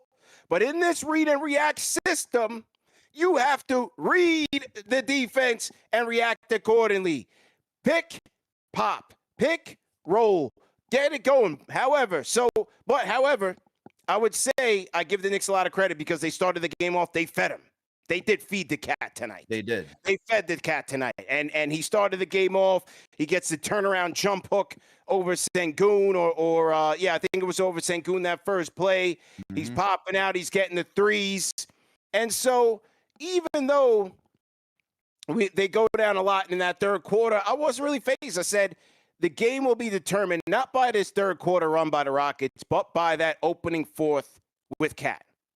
I said if they have to be able to cut into the lead and get back into this game in those Cat minutes in the fourth, and they were able to do that out the gates, and that was important, man. That was important. We cannot forget about this guy. He is our other all-star, and when you're gonna have these wings bottling up Cap, you got to go to the big bodega, man. You have to. And he delivered tonight, man. We try to bury him with all these things, but like he's still a talented player. He just has to be unleashed. There's more to this. There's way more to this, and there's a lot of games to be played. But I love the way that Karl-Anthony Towns responded and put the team on his back when Jalen Brunson really didn't have it. He didn't get his first points until what, the third quarter? So Third quarter, yeah. Give credit, man. Karl-Anthony Towns, he was a man possessed tonight, and he delivered. Great job by him tonight, man. I loved it. So is he your player of the game, CP? Yes. Okay. Definitely. Look at that. You got the trifecta tonight, man. We did, yeah. Look at him. Yeah, he's my player of the game tonight, man. Definitely. Dominate those matchups. I got Dorian Finney-Smith on me. Get out of here, man. That's what I'm saying. Get out of here. I don't care who it is. Not Sengun, not Finney-Smith, not a Katie, not a single one of the Rockets front court could check Karl-Anthony Towns tonight. Inside, outside, there are not too many that could do that, period. And again, there's a disconnect that they have to figure out, but there's time to do it. This is why all this panicking, I'm going to get to that in a second, but, you know, he did it tonight. He got it tonight. He didn't forget how to play. Right? I had another guy, a young whippersnapper on Twitter. Oh, he's regressing. He's regretting. Now he's washed. No, he's not washed. Knock it off. It's just a struggle that they have to figure out. It's a little adversity. We'll be all right, man. But he got back to it tonight. So that was a good job, man. That was a good job by the big bodega tonight. I was pleased with the outcome. 25 points, 10 of 15 from the field. And only 3 threes, but he got it popping inside. 7 rebounds. Not enough free throws, still not getting the respect, but he kept the turnovers low. Only 2 turnovers. He had the 1 offensive foul, and I don't remember what the other turnover was, but he was great tonight, man. Play of the game, by far. Easily. Yeah, by far, Argument player here. of the game. Even the chat agreed. CK and I broke it down. Yeah. We agreed. I gave the argument for why it could be Brunson, but I even still was just playing devil's advocate. It's Cat, man. Cat was just, and this is what it should be every night. CP. This is what it should be every night. And I said it to CK. The one play that I loved, it's like in the fourth quarter, he got on the block, put the hand up, said, "Yo, get me the rock." I was like, it was like like I saw Jesus. I was like, holy cow. We're doing it. We are doing it finally. Yeah. When it lies. No, yeah, it was definitely him. No, look, I mean, Jalen closed as he usually does, but I thought Cat was consistent throughout the entire game. He didn't let the pressure really get to him, the pressure defense. Like, for example, that third quarter sequence is very interesting because it felt like it was like 5 straight possessions where Jalen's bringing the ball up. They're sending the double team. He's kicking it to Alvarado. Nothing is coming out of it. And I'm just like, for one, where is the adjustment where, for one, hey, let's let somebody else take the ball up? Or usually when other teams put 2 on the ball, the way that the Knicks break that is having Josh be the guy who's the outlet, and he's going with the 3-on-2 or the 4-on-3 advantage, rather. But for some reason, he was playing further down on the wing, and it was Jalen having to give it to Jose, and it was very dicey, and they lost all type of flow, all type of momentum. Give credit to the Rockets for seizing that, but that whole sequence there in the third quarter was very puzzling in terms of their lack of execution, because like I said, we're so used to Josh being that release valve when they put 2 on the ball with Jalen. I'm surprised that they didn't switch him and Jose and then allow Josh to break that and force Ime to go somewhere else. So that was a little interesting. It got dicey there. But again, give credit to Cat for opening up the fourth and getting them back into it. and then Mike Brown saying, hey, you know what? McCall hasn't had it last 2 games, or he's been consistent at the last 2 games, and Josh hasn't had it at all last year. I think he's still in Cancun. Like, yo, Josh, we back. The season's back. It's post All-Star game. Like, we got to get back into it. But see, this is where the coach has a, he's in an unenvious position here where you're going to question, where was this guy? Where was this guy? Because I give him credit tonight for sitting both of those guys. Like, McCall typically has been the guy where he doesn't mind sitting. Tonight was the first time that I remember all year that he put Josh Hart on the bench in a crunch time situation. Unless you guys think it otherwise, tonight was really the first night, and I don't blame him. You know, I'm a Hart guy. He's shooting 40% from 3. He's typically been making the right decisions. He's been that playmaker in transition, all of that. He's been great this year. But to open up the post-All-Star break, he's been ice cold. The decision-making hasn't been there, hasn't been taking the shots. Defense has been lackluster. He just hasn't been good. Brown made the decision tonight, you know? But it's like those guys, whether it's Bridges, it's Hart, Shamit, Alvarado, when Deuce comes back, that's going to be another tricky thing, man. Like, the coach is going to be in a tough spot where if they lose these games, you're going to be like, why didn't you play this guy instead of this guy? You know what I mean? He pushed the right buttons tonight, though. Yep. He almost did it, because don't forget, when that fourth quarter started, him and Karl went on that roll, and then he took out Alvarado to bring in Brunson.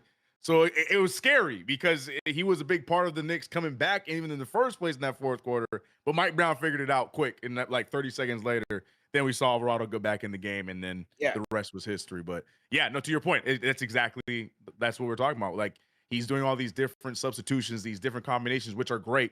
But it's time to start to figure out that those combos that you want to go with. Because as Alex said, we got 25 games left. We got to start fine tuning. We got to start figuring out what we're rocking with before we get into the playoffs, not during the playoffs. So yeah, I agree with you. The fourth quarter, ego's out the window. This person, that person out the window. What's working right now is what we're playing, and then it worked. Brunson did his thing. Alvarado was great. Karl dominant. This is what we needed, man. It was great. Big time. I think to your the why they didn't go from like Alvarado to Josh. I mean, Josh was just awful. Like, I don't even know if you necessarily want to go to that option at that point. It's like, all right, if you want to use Josh as your release valve, is he going to make the right decision tonight? I know he had 6 assists, but the process to get to 6 assists was a little, was a windy road. But look, even if you look at what the Pistons did, the Rockets are doing the same thing. They have the length, they have the athleticism, they have the wingspan. They just copied what the Pistons did 2 nights ago, man. They said, we're going to force you guys not to have multiple initiators, make Jalen Brunson the sole guy, and then double him and see if he can and wear him out. That was the whole thing. And look, they can do that. The only thing is that the Knicks, and it's actually good that they had both these teams back to back to like learn from the same mistakes, because now you get to say, oh, they're doing this again. Now we get another opportunity, to figure this thing out and see how do we break this thing down, because you don't get to play the Pistons anymore. You lost that series. You get the Rockets again, and they're going to try the same stunt again too when we see them soon. So it's good practice, man. It's good practice. Yeah, a lot of wings, but it's going to be good practice for them. So I like it. For me, it's just like, I think for Josh, if he's going to get back into that role, he has to be cooking.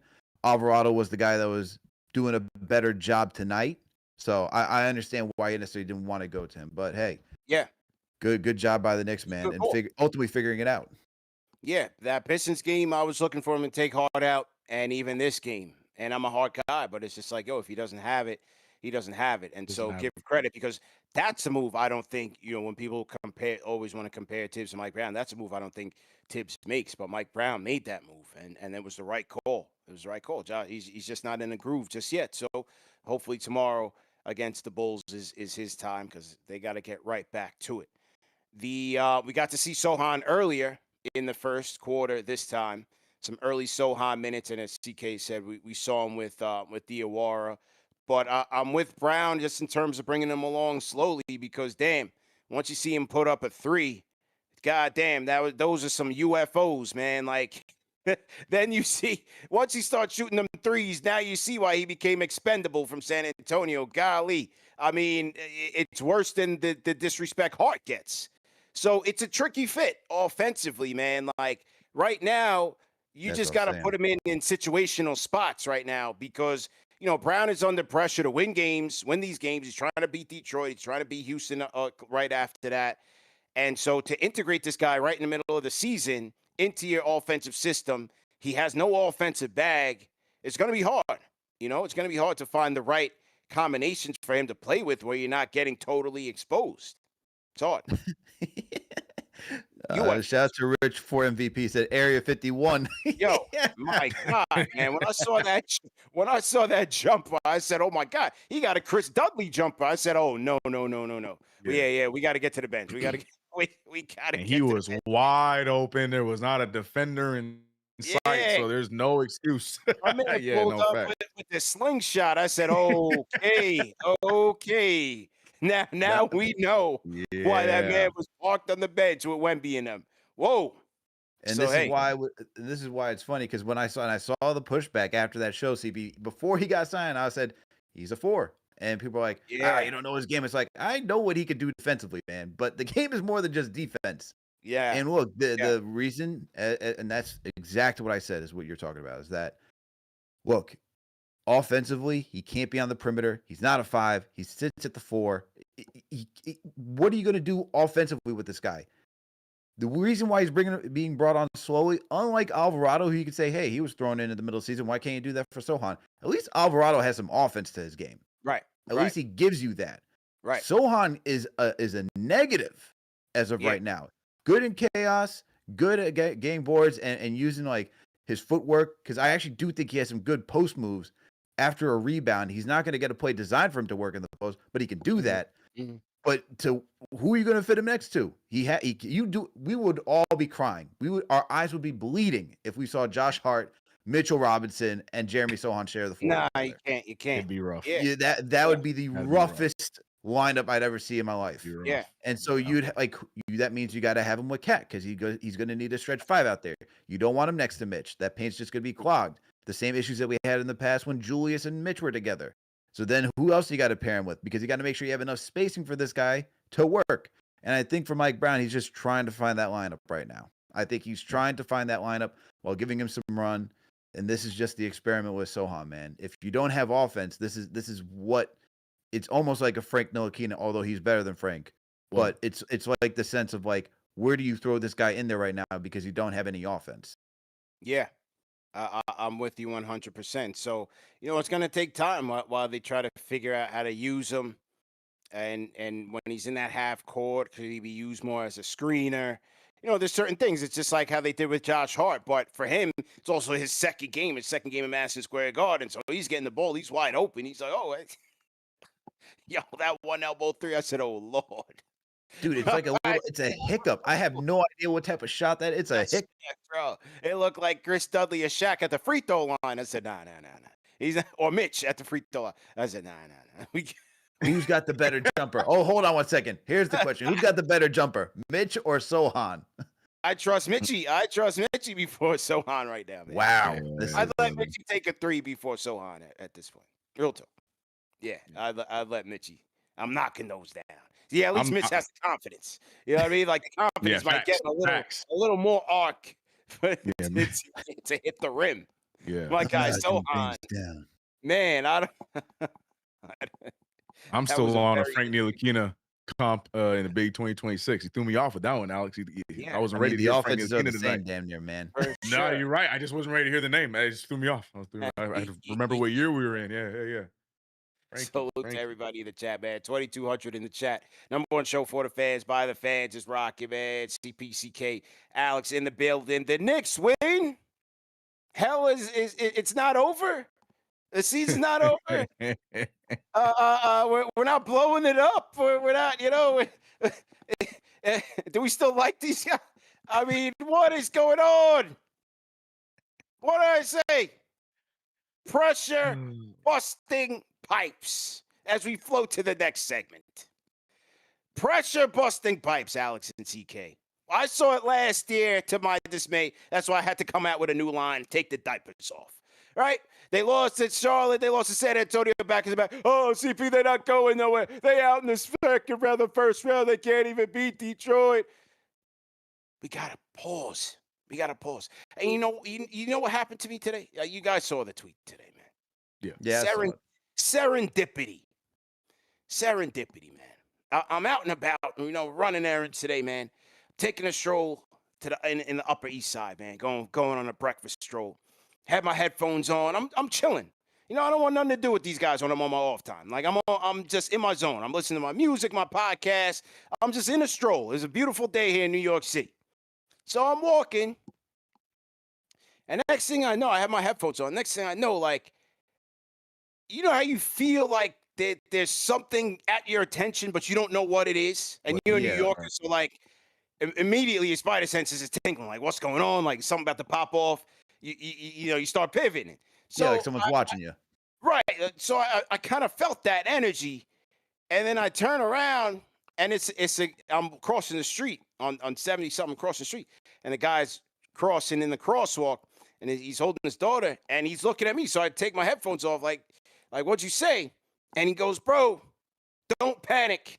We've been here before. I love what you guys do, man. Shout out KFTV. I say, yo, salute to you, man. Salute. It turns out his name is Jeff. He's a friend of Benji from Manhattan. So, I say that to say, the Detroit loss, again, pressure busting pipes. Threw everybody out the window. Forget this team. They're not going nowhere. The usual stuff. Had my guy Macri crash it out. Yeah. Poor Macri, crash it out. Last year, my man was literally shedding tears. This year, they're unlikable. I can't wait to blow it up. Now we talk about blow it up. I said, Macri, they got you too. Come on, man. What are we doing? I'm not here to tell everybody how to fan, but I'm like, yo, like after game 54, y'all just ready to run in the face of adversity? What happened to building through your problems? What happened to that? We've gotten into this instant gratification where every win is a champion. We're in the championship. Every loss, we're not going to win it. That's not how it works. We got to let these guys figure it out, man. What my guy Antonio Daniels, an NBA champion. Forget me. My guy 80 came on the chat. He won a chip with the Spurs at the Knicks' expense. What'd he say? You got a new coach. Let him figure. He knows Mike Brown. You got to figure it out. They got to figure it out. It takes time to adjust. Why do we do that? Where every loss is we're never gonna win it. We got to start over. We need Giannis. You're running to Giannis now. He's minding his own business. He's chilling with the calf injury. Every loss, we need Giannis. Every win, we're back at the top of the mountain. Why can't we just let the process marinate? Why? Alex? Why can't we do that? I don't understand. You really ask that. You're really asking that question. So much, man. CP, Yeah. we do this. We all do this every night. Okay, we don't even. It's not even just for 82 games. We do more than just 82 games, man. It's the fan base. We all know what the fan base is, man. This is just who we are as a fan base. I just don't get it, And like I'm gonna sound like a broken record. Like, yo, I did 65 straight losses of this. Part of being a fan is the delusional optimism that your team can do it, especially here in New York. We don't do front runners here. The only organization in New York history that was consistently favorites year after year after year were the Yankees in several different decades. That's it. That's it. How many New York Giants fans in 07 would want to bail on that season midway through when they were static with Coughlin and Strahan and all these guys, and the Buffalo game turned everything around? Then they played the Patriots last game of the season. They still lost, but they had you thinking, there's a possibility there. A wild card team. 2 times they won a championship as a wild card. I can go on and on. The 96 Yankees, they were down 2-0 to the Braves. Andrew Jones, tee shots everywhere, here, there, everywhere. Or for Andy Pettit, everywhere. Oh, the Yankees got no chance. They came back and won the series. Adversity. The 94 Knicks, they went through so much adversity, they had to go to Vegas to go gamble and team build to go get back on track. They didn't win it, but it brought them together, right? 99, yeah, they didn't win it, but it wasn't roses. They had the A seed. It was Sprewell. Sprewell came off the bench. He started. He wasn't even all that good when he came out. They brought it together. The point is adversity. You gotta build through something, man. And that's why they play the games. So it's like all this, like after this, I can't stand this team. Yo, they're still at the top of the East, and they're at the top of the East. The playoffs haven't even started yet, and we ready to tear it all up and go chase Giannis. What are we doing? I don't disagree with you, CP. I don't disagree with you. However, I would say this with your examples, though. With your examples, the expectations are different for this team. I understand. So I think outside of like your Giants for the two Super Bowls, was anyone really going to enter that season and be like, you know who's going to win the Super Bowl this year? The New York Giants. Yes. No, not at all. And those are my favorite seasons when you don't have any expectations. But that's what I'm saying, man. It's like the no expectations. It's easy it's easy to get behind the team when you have no expectations. It's tough when you have expectations. It's tough going into the season when the whole hype behind is like Celtics, no Tatum, Pacers, no Halliburton. The boogeymans are out for this team, right? Yes. Especially Halliburton is who I'm really talking about because 2 years to the Pacers, man. You're like, all right, do we have the green light now? Then you see the Pistons, who out of nowhere, and it's like, oh my God. And I'm not agreeing. I'm not saying that we should be feeling this way, but you know, I think some were thinking that would have been an easier path to get there. But it's never an easy path. There's always going to be that team every year that comes through. It's like, oh, where did this team come from? Is this team going to be the team that gets in the way and things? But isn't that the fun? Isn't that the fun to see the adversity? I would rather personally see my team have to go through every single shred of blood, sweat and tear to go hoist a trophy than a cakewalk. You know, I look at look, I'd be happy even if the Knicks made it through a cakewalk like the Celtics did 2 seasons ago. Of course. But it's also a different circumstances. Haven't won anything since 73. Totally different than the Celtics who won something in 08. You know what I mean? But nevertheless, like, I would like to see this team be like, there's no question, undoubtedly, this team went through the gauntlet to go get where they are. I would love to see something like that. Everything you said in terms of the expectations is all facts. My whole point is, it seems it's not over. Right. It's not end all be all. Yeah. I guess. Have not even started. This is the best Knicks team that they have had since 1999. 25 years. This is the best team. We came from a time where we were hoping and praying that Frank Ntilikina and these bums, Trey Burke and all these guys was going to be the next coming. Do we finally have a point guard? We went like 10 years hoping and praying that we even had a point guard. But now bro, that's all this pressure. That's why all this pressure's right here. Because we went through all those things. I brought up his name, but how many times do we have to be like, is Frank going to turn around? Is he going to help us? Is this guy going to do something? Is it going to be Kevin Knox? Listen, Anthony Early, are you going to save us? I said this at the beginning of the season, and I hope from you guys know, man. You guys know, even when it comes into the jumping out the window stuff, right? I'm always the last one, correct? Always the last one. I just wait for the playoffs because what I said at the beginning of the season is still going to stand now. When the season is finally over, we will know who this team is, how far they need to go, and we will know exactly what Leon is going to do to fix it. That's it. The season, I'm not going to know that in game 54. Right. I'm not going to know that. In February. In February. When the season is over, we will know exactly what it is, where they need to go, and who they need to get to try to keep it going. But the whole, I can't wait till we tear this down. So what, you want to be bad again? That doesn't even make any sense. Jeez.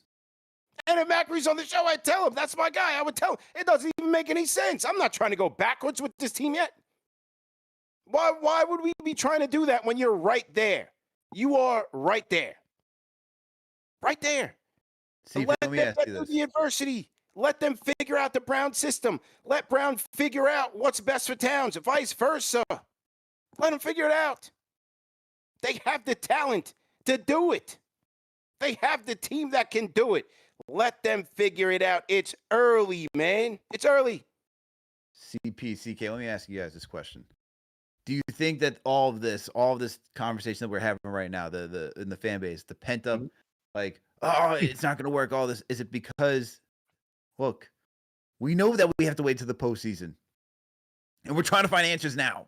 It's like, are we just are some just trying to fast forward and be like, this is the answer right now? You know, it's like not wanting to get hurt or not wanting to, like, it's like, oh, like, you know how like some people, like, they just need to know the future. Like, you need to have everything planned out for each step of your life. Like, you have to have it all organized. You can't just be like, hey, let's just go through the journey, man. Life's a journey. You're not gonna have everything planned out. There's gonna be twists and turns along that path along the way. Just gotta stay course, stay consistent, do everything, put yourself in position to succeed, and just chill a little bit. You're not gonna have all the answers.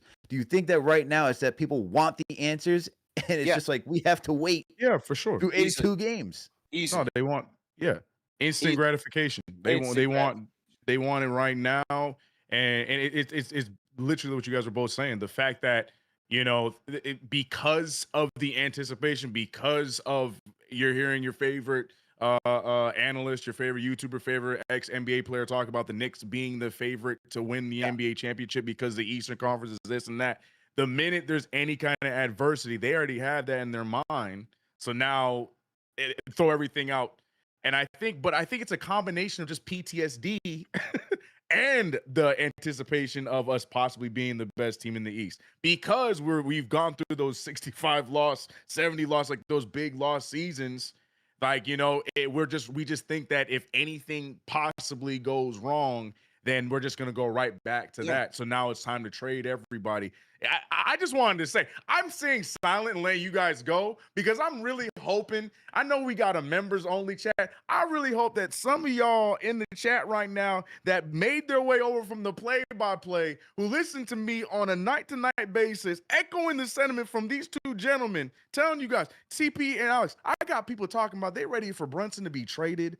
I got people telling me, that it's time to move on from Mike Brown week 2 of the season. I'm hearing all these things, and I'm trying to I tell them on a nightly basis, it is a long season. Shout out to Chuck D, the greatest. PE's in the chat. He comes in every night to also help me out by bringing. He will individually at people and try and pull people off. He's not saying that it's a bad take or nothing. He's trying to help them, walk down the cliff. Like, hey, it's okay. I understand you're upset. Come here. It's okay. It is going to be a marathon, and we have to understand that we get it. We're all in the same spot. We're all Knicks fans. We all want to get to the top, but we can't hold every loss and even victory as heavy as we do. It is a long stretch. Remember how the playoff stretch was last year. That was not easy. That was not easy. And this year is not going to be, I don't care, Jason Tatum's not here. I don't care. It's not going to be easy this year. We got to enjoy the ride. So I love that y'all having this dialogue. I want y'all to keep it going because I agree wholeheartedly, and the fans need to hear this. I hope this better be on Instagram and TikTok tomorrow because the people need to hear it, man. They need to hear it. We have reached the point, and I did wonder this probably after his second season, after the brilliance and him coming on the scene. I did wonder, when are we going to come to the point where the fan base starts to turn on him? It's starting. You're starting Brunson, to hear you it. mean? Yeah, you're starting to hear it. Oh man, I mean, you can You're go. starting to hear it. And when he does get the bigger bag, it's going to be even worse. I said it the other day. It's going to be even worse. They're going to start to really turn on him. You guys saw that report come out. The business. Yeah, you saw that report come out, but people are already trying to push the narrative that Brunson is asking for that money. That was not, it was a report that is what could be available for him. But this is what I'm talking about. It's like, the negatives are just out there. So they're ready to just pull that narrative that now Brunson's money hungry and he wants his $80 million a year. He wants his big paycheck. This is what I'm talking about. So it is just a very, very fragile road that we have Crazy. ahead of us. But But you know I'm what with it you is? guys. I'm with you. You know what it is? I think part of it, not saying all of it, part of it is that, everyone wants to be their own GM. Everyone wants to know like what the outcome is, Facts. and everyone wants to know like, Facts. this is how you should be building a team, X, Y, Z, this, that, and the third. And the answer is there's no right way to build a team. There's never been a right way to build a team. Let's go back to when the Warriors won. How many times did we have to hear you can't win with a team that shoots so many threes? You can't win with a team that shoots so many threes. You know what the Warriors did? They won 4 chips with shooting a lot of threes. They had a dynasty. You know what I mean? So it's like, we just got to let it play the course. People want to say that Brunson, he's too small. He can't do this. Let it play the course, man. Let's see what happens with Jalen Brunson, okay? And I think part of it is, too, it's like, look, we give our opinion saying if we like a trade, we don't like a trade. Like I said, I didn't like when the Cat trade happened. I would rather have had Julius than Cat when that trade happened. It's out there. You can go back, watch it. But doesn't mean I'm not going to root for Cat. Doesn't mean I don't want to see him. Doesn't mean I don't want to be wrong. I would sign in blood right now for me to be wrong and say watch this Knicks team win a championship with Karl-Anthony Towns. I would love to see that happen. I would love it, even with the analysis saying, "Hey, this is why he's a liability. This is why he's that." Would love to see it happen. That's it. But some people take it to the degree, saying, "I have to be right. I have my narrative that I got to be right, and this is why you can't do it." And at the end of the day, man, it can't be like that. Just got to let it play. I love this team more than anything, and I just want to see them win a championship. Yeah. I just say, man, just let it play out, man. They're fine. Let it play out. Let them work through their issues. Because if they do, they have a good a chance as anybody. It's still wide open, man. It's still wide open. I don't know why we're just giving the Detroit Pistons like this. And it's not even like necessarily relying on what we saw last season, that the Knicks beat the Celtics, who had their number last year. Is that a 7-game series is much different than a spaced out season series. That's right. Like you're playing at a different pace. And quite honestly, both teams haven't been like necessarily fully healthy every single time that we faced off against each other. So we have no idea what these matchups will look like.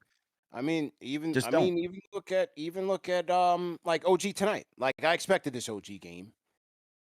The Detroit game, he's rusty. He hadn't played in a while. The toe thing, he hadn't played in a while. He comes back 8 of 16 from field. Now he's only 2 of 7 from downtown, but he was a lot better tonight. 4 steals, played good defense against KD. Towns same way. Look, it all matters. Now, if they lose to the Bulls tomorrow, then we'll be back to the playing type of talk. But for now, we'll take the win. We'll enjoy it. The watch party first is over. We don't have to talk about all of that. Shout out to everybody that pulled up and clicked to Clinton Hall 36. You were about to be on the wrong side of history tonight, CP, weren't you? Yeah. Oh, I had people telling me that. I had my man. Shout out my man from Florida. I'm down on the floor. I usually watch up top. Where I'm eating my dinner, and I really got to tap into the game because I got to come to post game and really, give a sharp analysis. So I do tend to watch, even though I'm at the watch, but I do tend to watch most of the game in my corner where I can kind of just like really tap in on the TV and not really be distracted. So I come down third quarter. That's where everything starts falling apart. I got my man from Florida. It's like, it's over. The game's over. I got Ari on my other ear talking about Mikal Bridges, the 5 picks. He's in his Mikal Bridges trauma. I looked over at Ty, the KFTV enforcer. I said, Ty, I'm going back upstairs, man. I'm back upstairs. So and I could see Ty right now just giving the nod and smile like, yep. I get it. Yep. We back upstairs, man. I can't deal with it, man. So that's why you'll see we posted a clip for the watch party. The first part is me at the top with the fourth quarter when we basically won it, and then I came back down for the final play of the game. But yeah, it was funny, man. Shout out to everybody that pulled up. Had a good time. Clinton Hall 36. Ari did redeem himself a little bit in the game and Name That Nick. He still lost, but we had a good one. We definitely had a good battle in the game of Name That Nick. Went pretty long actually this time, and Ari redeemed himself after he got washed the last time. So it was a good time. It's definitely a good time, man. Shout out to everybody that pulled up. We got some super chats. So we'll get to some calls as well. Got a lot of super chats. Al, where we leave off on the super chats? Let's see where we left My off. guy 'Cause I woke, know- Jason. After that, we left Okay. off from Did we get Empire? We did. Yep, got Empire, got Okay. Brap. What was it? Got Brappin. Okay. Yeah, we left off after. So like New York Life is where Okay, got it. Yeah. Got it. Shout out to the Rhyme Animal. Chuck D's $10 super chats is a wide rotation brings a wide percentage of selection error. This is what Tibbs feared to entertain because both he and the players got confused. Us fans too. Every game now is riding on Mike Brown's blender. Yeah, it's gonna be very, very difficult for him. But hopefully the players make it easier by going out there and executing. Shout out to Smitty Brooklyn, $10 super chat says I'm with UCP. I objectively do not think Cat is the second best player on the championship team, but the pieces can overcome Cat's deficiencies, which are mostly mental. Yeah, look, man. He's gonna have to be, as Mike Brown said, the hierarchy is Brunson then Cat. All right, fine, but he's gonna have to be either one or two for this team to legitimately win it. But tonight was just a good approach mentally, as we say, for Karl-Anthony Towns. $50 super chat from Jet Life. Fanchise channel members says orange and blue, all 82. Shout out to Jet Life. Shout out to our guy Jerome Wise. He was at the party tonight. The KFTV watch party. Salute to him. It wasn't pretty, but it was gritty. Says salute Knicks fans. If you hadn't had heart, breath, and ache, you're not a Knicks fan. It wasn't pretty, but it was gritty for real. Knicks fan for life. Let's go. Yeah, he did. I said that because he left out of there. He copped a it wasn't pretty, but it was gritty t-shirt on the way out. So shout out to him. It was a pleasure to meet him there. We had a couple of our regulars. Mellow Mike was in there. Ari was there. We had a lot of our regulars were in there tonight, so it was a good time. G5 from the Bronx, $10 super chat says, NY business. He says, pay the man in JB we trust. Okay, so he's saying give Cap the money. He's paying Cap, no doubt. Shout out to Chuck D, Rhyme Animal. Chuck D, $10 super chat says, name one player who snatched the pro basketball minds and souls in New York like Jalen Brunson. There hasn't been anyone since Pat Riley, in my opinion, and he wasn't even a player. Yeah. Yeah, it's like I said, the narratives, man. It's just I'd wondered that years ago. I was like, yo, he's great. He's on a run right now. When are we gonna turn on him? Because it happens, you know. The glass slipper falls off, man. The glass slipper falls off when you start taking these guys for granted, unfortunately. And yeah, it just sucks. So hopefully they can win a ring before that happens, because it's gonna happen. So hopefully they can win a ring before that, you know. But yeah, here goes Empire again. $20 super chat from Empire. Empire 7179 says, listen, I was 11 years old when Willis Reed walked through that tunnel throughout the 90s. Me and my wife was always at the Garden. She's no longer with me, rest in peace, but we always supported the Knickerbockers. Salute, man, salute. What happened to your camera, CP? All I'm seeing is yo. What's that? Oh, what happened there? What happened there? Hang on. I was supposed to put my name in there. Hang on. Yo is a good response to be like, yo, where you at? There we go. There we go. Salute. Shout out to K Marco, $20 super chat, Fanchise chat. My says, what a win. The watch party must have been turned. Wish I had been there. Also, Brunson is the GOAT. Yeah, watch party was good, man. Watch party was a good vibe. We'll be back on Friday when the Knicks take on the Bucks. Once we dig ourselves out of the next blizzard coming up. Al, how many inches is expected again? How many feet? How many feet? We really CK, have you can turn you know, yeah, CK is out there in Wow Land just having a Hey, we had some really bad rain for the last 2 days, all right? Like, come on, man. Palm trees and shit tomorrow, man. That's what CK's gonna be doing on Sunday while we try to dig ourselves out and find the. So how much did they say for you, CP? Because I don't even want to say what mine is right now. I mean, they're saying like over a foot and a half. Foot and a half for me, man. Sheesh. Foot and a half. So yeah. You want to know what they're saying for me right now? 28 inches. Whoa. Gas up the snowblower. I don't have one, so I'm gonna be out there in shifts. I'm gonna be out there a lot more regular than I was last time. Yeah, no, this is something where you got to do this in phases. I'm going every half hour. I'm outside. I'm outside every half hour. Nah, yo, and what's worse is that I live on a corner. Yeah. So when the plow comes by, they decide to Yeah, leave that's me a like a lot. mountain You of get snow. got. Yeah, you get got. Yep. Oh man. Yeah, Tragic. 100%. And I'm out there. I'm literally out there like, yo, what are you doing? Yeah. Oh, you see it happen. Lot. Damn, that's tragic. Yeah, no, I saw. I was outside. They did it to me live. I was like, yeah, no. I was like, get right back. Hold on. Yeah. You know?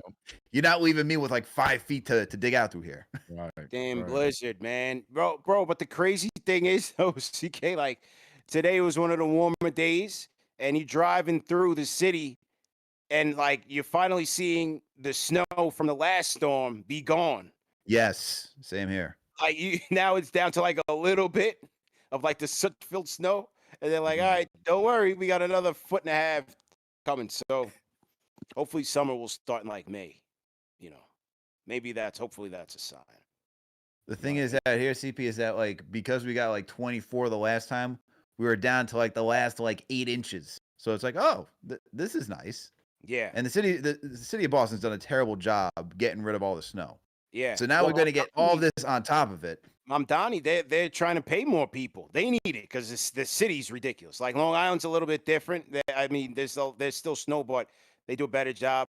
You know, you get your money's worth with the high taxes, but the city, man, I can only you imagine. can't park nowhere Right. in the city, right. man. They don't Right. put it. No, they don't clear enough snow. Yeah. So you're literally making your own parking spots.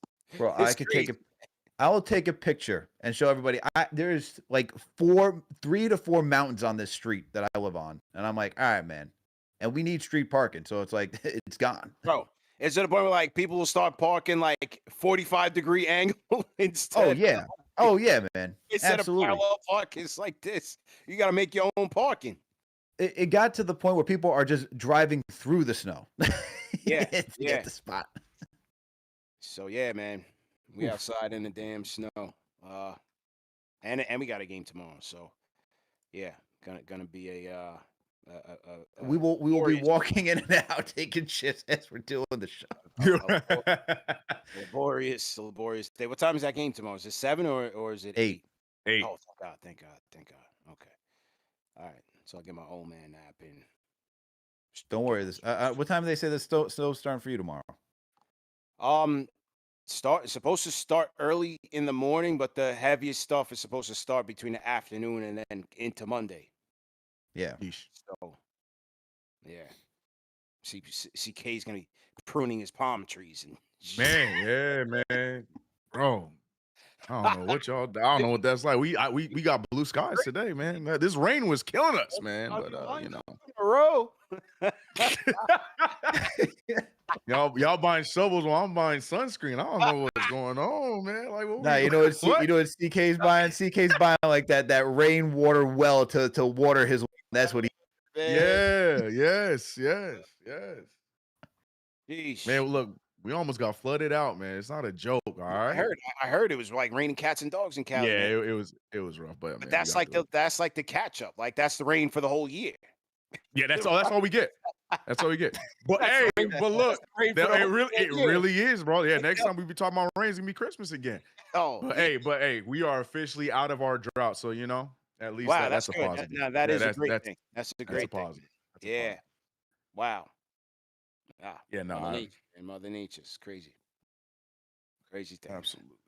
So to everybody in the chat, man, if you're out there in the damn snow tomorrow, holla at us.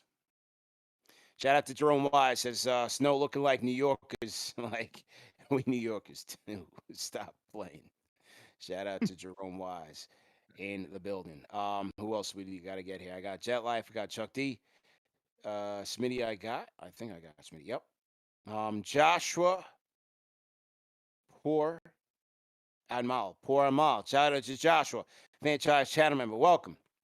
Mr. Op 301 says Cat needs to be the priority to start offensively. JB can get his offense easy, so getting Cat started keeps him ready to be the pressure release for JB late.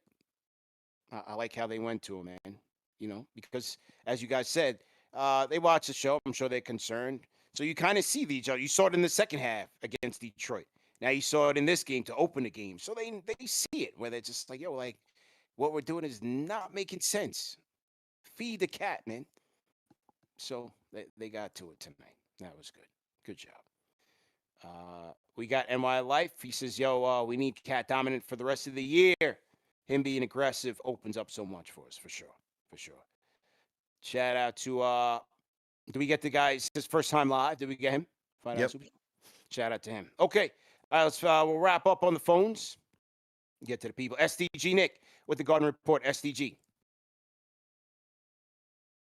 Do we got SDG? You sure? SDG Nick on the Discord. Okay. Harrison Reed, are you there on the Discord? I'm here. Can you hear me? Yes. How are you, man? I'm good. It's good to hear from you guys. This is my first time calling all year. Congrats on 100K. This is my guy, What? Harrison Dolan. Yeah, it's me. It's me. What's up? What's up, man? How you been, bro? I've been good. Life is happening, but wanted to call in tonight. Congrats on 100K. CK, good job on the play-by-play. And I switched the name up. I'm Harrison Reed because I found out last year I'm actually named after Willis Reed because that's my middle name. That's funny, man. Yeah, so a little bit of fun trivia. But anyway, great win. I love to see Alvarado and Towns and OG and Shamit all making a big impact. I'm still concerned. I don't think you get a comeback like this without the Rockets. They missed a couple wide open threes and layups, and they don't really have a point guard. But it's a start. And this Knicks team really does have the ability to win the NBA championship, but they're streaky. And I wouldn't be surprised if this is like win 1 out of 7 in a row, but then maybe they have a bad loss because, they just need to get more consistent. But I'm hoping in the playoffs, they will be able to do that. I thought the post-game interview was kind of funny with Lisa Salters basically asking Brunson the same question 3 times, but it made me think of I missed that. What happened? I missed that. it was just like essentially and no shade, of course, but it was just, how were you able to buckle down and get this comeback? And basically just asking that 3 times, but it made me think it made me think of earlier in the year when the vibes were better, like Jalen Brunson on the mic in the post game, shouting out his teammates by name. And that really is the type of energy that I want to see from this team. And it's so frustrating because we know it's in there, but they're a little too inconsistent right now. I think though, as fans, like we're less likely to see things clicking on all cylinders if we just declare the season over after some bad losses in February and we turn on the team and the front office. It's like we all want to see a championship. There are expectations for that for the first time in my life, but this team is at its best when they're counted out and underrated. And for the first half of the year, everyone was walking around like, we're the best team in the East. We're going to cakewalk to the finals. And listen, I don't know what happened. They had to make adjustments and face adversity, but I'm still feeling good about this team and rocking with the team. But they need to get it together a little bit, and hopefully this is a catalyst to get that started. Yeah, sure. Good to hear from you, man. You too. Willis Reed, that's hard, bro. You've been hiding that Well, the the whole thing- time, man. You've been calling us Right. for 3-4 years. Yeah, well, I found that out. My name is Harrison Reed Dolan, and apparently my mom would not let my dad name me Willis, which is fair. That would be crazy.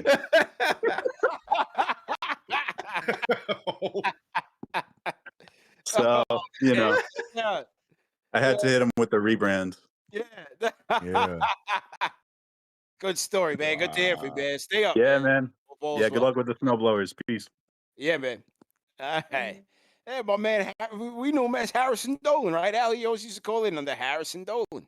Hey, we thought he was related to James Dolan, but That's instead Oh, he's whole named other after way. Willis Reed. Yeah. Oh man, shout out to him, man. That's a dope story, man. That's a dope story. Harrison Dolan, Harrison Reed on the Discord. Shout out to our guy, man. Welcome back. Do we have SDG? Are you there, SDG? I think SDG might have fell asleep on us tonight, man, with the Garden Report. He was in the building tonight. Okay. All right, man. All right, let's get to it. Giant Nick, go ahead and unmute your mic. Rapid fire, let's go. Yo, what's good, guys? Good. How you feeling? Doing good. Shoot, hell of a game.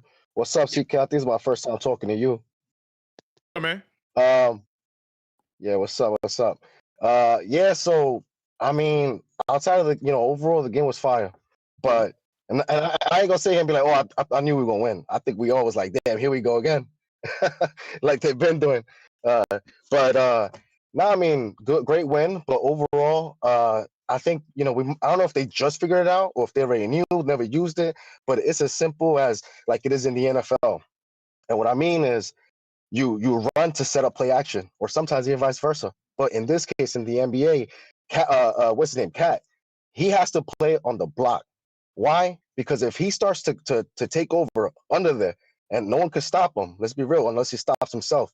What happens is he starts getting all this gravity and all this attention on him, right? So start from the inside and work your way out. Because once they know that you're a threat on the inside, or again, vice versa, however they start, but more often not inside to get it going, then you're a threat on the inside and outside. And once you start shooting those outside shots, because you already feeling it on the inside, they start jumping and they start, that's how you get those fouls, those silly fouls. That's how you get passed by them with open dunks. My point is, it's like the NFL, run to set up the play action. And in this case, like I just said, that's one. Two, real quick, and I'll get off after this. Was it me or after Jalen Brunson picked up, got that last charge? Did he get up and started yelling at Cat? Because that's what I saw. Well, I'm bugging. I don't know if it was yelling, but it seemed like they were trying to get on the same page on some sort of defensive coverage. So it didn't really seem like a big deal to me. I like those situations. Not in a negative way, but more so like I was pumped. I was like, that's what a captain does. I think he was telling him, yo, bro, get rough under the block, because he was trying to set himself up, get in position to post somebody up. And bro, he starts off like towards the wing side of the court, and then somehow then I think they call a timeout because they couldn't get inbound the ball. And then after again on the inbound, finally get it. He's somehow on the 3-point line, and he's trying to post him up. Like, dude, what are you doing? Get under there. And it looked like he yelled at him for that. And I was like so proud of him. I'm like, that's a captain right there. Hold your players accountable. If he's slacking, let him know about it. And then after that, they finish off strong. But anyways, guys, like I said, that's how he has to play overall. And we're gonna get far with that. Because like I said last time, the ebbs and flows of the NBA. Just gotta go with it. But he needs to solidify himself. And I don't know if y'all saw that interview with Shaq. I just got on. My bad if y'all been talking about that. But Shaq got on him. But I appreciate no matter how much of a hater Shaq is, he still gave him his props. And it's like, that's because there's a guy in there. Get him out. Yep. What is it going to take to get this guy out so we can get to the promised land? Big time. Appreciate the call, man. But yeah, guys, good looking, guys. Take care, and I'll talk to you next time. Giant Nick on the Discord. Let's get to Ashwin. Ashwin's from India. How you doing? We got Ashwin. Ashwin, are you there? Is that? I think we got it. Yeah, Ashwin. Okay. CP, am I audible? Yes, sir. How are you, man? Okay, I'm good, man. How are you? Yeah, good, man. So let's see. When I usually get angry when we lose to good teams, but last night I was not, because when I called, I said that it is what it is, right?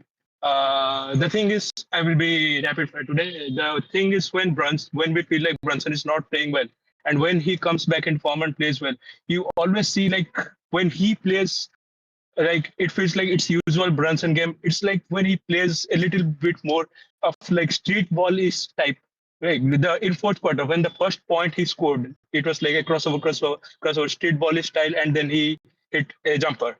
After that, he got into his flow of game, and he took away the game, and he got back into his bag.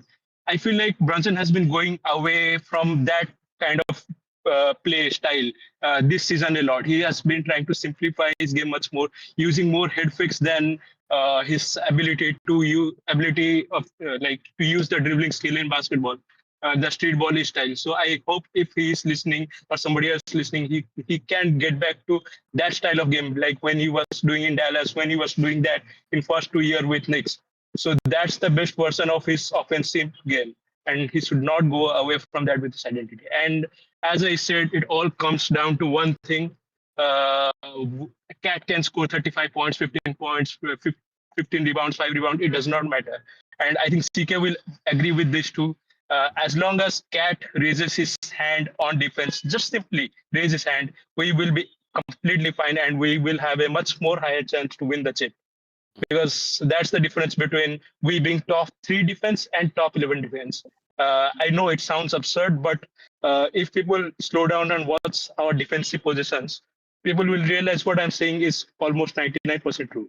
It just comes down to him raising his hand on offense and being little more being aware of his surrounding, when to go ahead, when to help, when to not. That simple thing. It all comes down to that, and I hope they figure this out very soon. And let's see how it goes. Thank you for taking my call, guys, and TK. Amazing job, like always, on Player by Plays. Yeah, I appreciate it, man. Good to hear from you. So I got Ashman. All right, let's go 2 more, and then we wrap up. FabioCastiblanco, go ahead and unmute your mic. Rapid fire, let's go. What's up, boys? CP, Alex, CK. Good to hear from you. Yeah, man. I called in what was it, a couple of games ago. I was casty, but had to change up. Anyway, rapid fire here, boys. Look, I think tonight the biggest change that we saw, they called it out on the broadcast right off the bat. They said they're playing fast pace, right? We came out, put up, 10 points difference on them in that first couple minutes. We were getting rid of the ball within like 5 seconds. I think that was the key for the first portion of that game. Once we stepped out of that rhythm on offense, it fell apart. Whenever you looked at the success for this team throughout most of the season, it's because we're playing pretty fast paced, getting good out in transition. Anytime I feel like a lot of teams have been actually beating us, it's typically always in that transition. You're getting your numbers, right? The reason we had success tonight on the bench players, a lot of those guys are hustling. The reason that Cat actually had success tonight, because he's getting out and was hustling. The games that we're seeing Cat just missing, he's not out there running in transition. He's not getting out there ahead of the ball. He's upset in his head. Something's going on. He didn't get the last foul call, whatever. He made a foul on defense. This is the biggest difference in the game for Cat, for the Knicks in total. We have to play fast pace, and for Cat to get out of his own way. That's why Shaq said today on the post game interview, he's like, you got to bring it every night. That's it. That's the biggest difference. He didn't even let Cat get a word in because he's like, that's what you need to do. You need to keep hustling. Doesn't matter if you get the foul. Doesn't matter if you miss your last shot. Doesn't matter if you didn't get the foul call. Hustle. Keep going. That's the biggest thing that's getting his own way. That's how he gets these open threes and drains them in the corner. I mean, that's it. That's my rapid fire, boys. Best of luck in the snow tomorrow. Yeah. All right, boys. Catch you later. That's it, man. Appreciate it, man. Appreciate it. Yeah. Shaq was definitely trying to get him motivated, man. But all these pros, all the vets, they always do it with Cat. It's about him, locking in consistently, because that's been his issue, not just now, his entire career. And that's why he's here. If he was any greater, he'd still be in Minnesota. So every player has his faults, but hopefully he can put it all together as they make this championship run. Cody, Glock, unmute your mic, close us out. Let's go to the Glockster. Yo, I'm in the place, man. You're in the place. All right, boom. So I'm at work, but everybody know, like, I don't give a goddamn about nothing. So boom, right? Shout out Landscape, man. I take care of the ball profusely with the utmost friction in my mixture. No testimonials. Touch. We're back with Mando now, man. We're back with Mando. 72 hours, whole body deodorant, man. We're back with Mando, man. Yo, shout out Mando, man. I take care of my odor profusely with the utmost friction in my mixture. No testimonial. Church, preach, tabernacles. You feel me? So I want to just start off. Jose, Chuse. Yo, shout out all my boys, man. Yo, my daughter Puerto Rican, so that makes me Puerto Rican by associations. You feel me? Yo, 5 steals again. I don't know how much games he played, but he has had 5 steals and 2 of them so far. You can't teach that type of those type of things he doing out there. It just gotta be in you. Pause. No diddler. We not on Netflix for bad reasons. I feel like when Jose shot starts clicking, it's gonna be a problem for these teams. OG, right? OG came alive tonight. And I believe if he was hitting like this against Detroit, we would have won. But who cares? Detroit ain't proved nothing to me yet. Like we need extra we need extra motivation to face Detroit. We already beat them up, like almost gentlemen sweep them, man. So losing the season series is all the motivation we need. I bet you they don't want to see us dropping in the standings because that means they ain't making it to the Eastern Conference Finals. Facts. And look, boom, right? Bust it. I like the Sochan minutes. And I like the play he could be for us. He got a lot of potential defensively. Like I don't want people to sleep. He could energize this team just like Jose can. And when he energizes, that's like the defense is his energizer bunny. He starts hitting too when he plays defense. So don't sleep on him, man. Yo, Big Punson, Captain Clutch, un hombre muerto, aka Undertaker, aka Big Swim Shatters. He put the team on his back once again in the fourth with the top 75 player on the other end of the floor, right? Charmeleon Jokic, a.k.a. Alfred Sengun, the twin.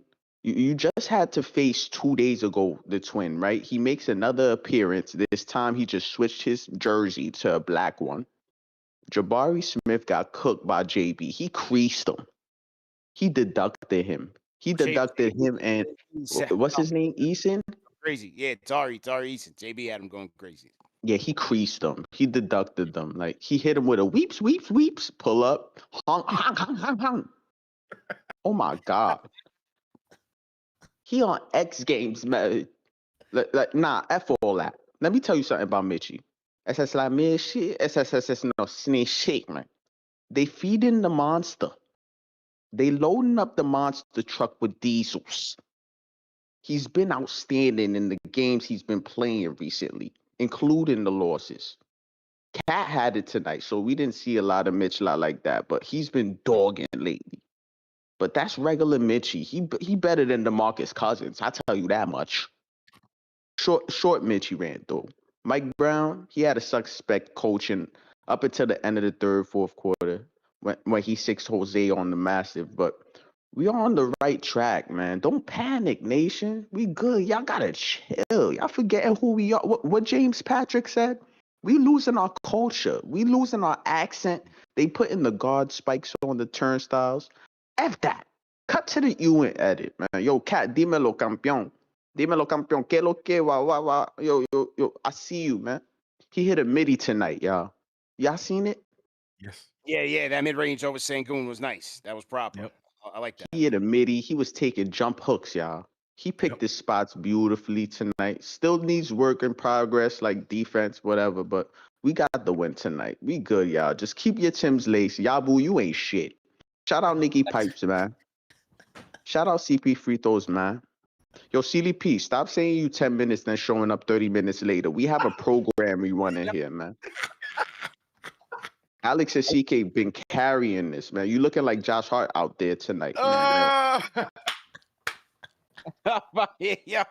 Nah, but bust it, right? Shout out JD. Shout out Big Papa Punt, Scott Steiner. Shout out Tekken Tag 1 and Marvel vs. Capcom 2 in the laundromat. I had a good childhood. Shout out Insane Clown Posse. Shout out Chuck D the God, Master of Ceremonies. This man really don't care about RP Rondale Moore, man. Rest in power, young man. RP, man. I'm out, man. Yeah, RP, man. Yeah, this guy really don't care about work, man. He kept it a bean. On the man's time. Shout out to the Glocks. Shout out to the Glocks for standing on business. He really don't care, man.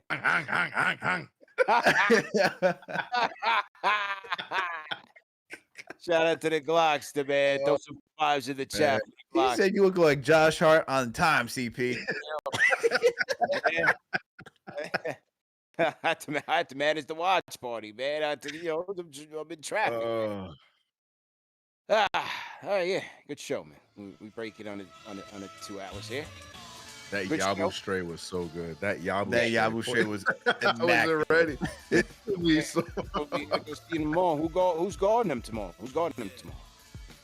Well, Yabu? Yeah, who's guarding You know what? Probably gonna be Big Cat. Nah, you know who it should be? Yeah. This Oh, is a he- game for Sochan. This is a game for Sochan. Oh, It's okay. the Chicago Bulls. Okay. Let's see. You can't have the Yabusele revenge game. He's gonna be out for it. He's gonna be looking to. He's going for it, bro. Yeah, he's going for it. Going for it. He's going for it. He's going for it. Going for it. So Yeah. salute to the replay gang, man. Remember, these shows are available in audio podcast format. So while you watch this on video, we got over 2,000 people in here, of course, man. Number one show for the fans, by the fans. But you can always catch us in audio podcast format. And if you guys listen on Apple Podcasts, which a lot of you guys do, leave us a 5-star rating. It'll definitely go a long way, as you know, we want more people to listen and enjoy the quality content that we are producing here. Shout out to our sponsors at Mando. KFTV is your promo code for 20% off plus free shipping at shopmando.com, man. Shout out to CK in the play-by-play. Shout out to Alex in the conductor role tonight. Shout out to DJ Eric L. Beats, Cedro. Shout out to the KFTV Enforcers High. And we'll see you guys tomorrow, man. Good luck in the snow. Good luck in the blizzard. Be outside in the snow until game time, man. All right, so we out of here, man. Peace.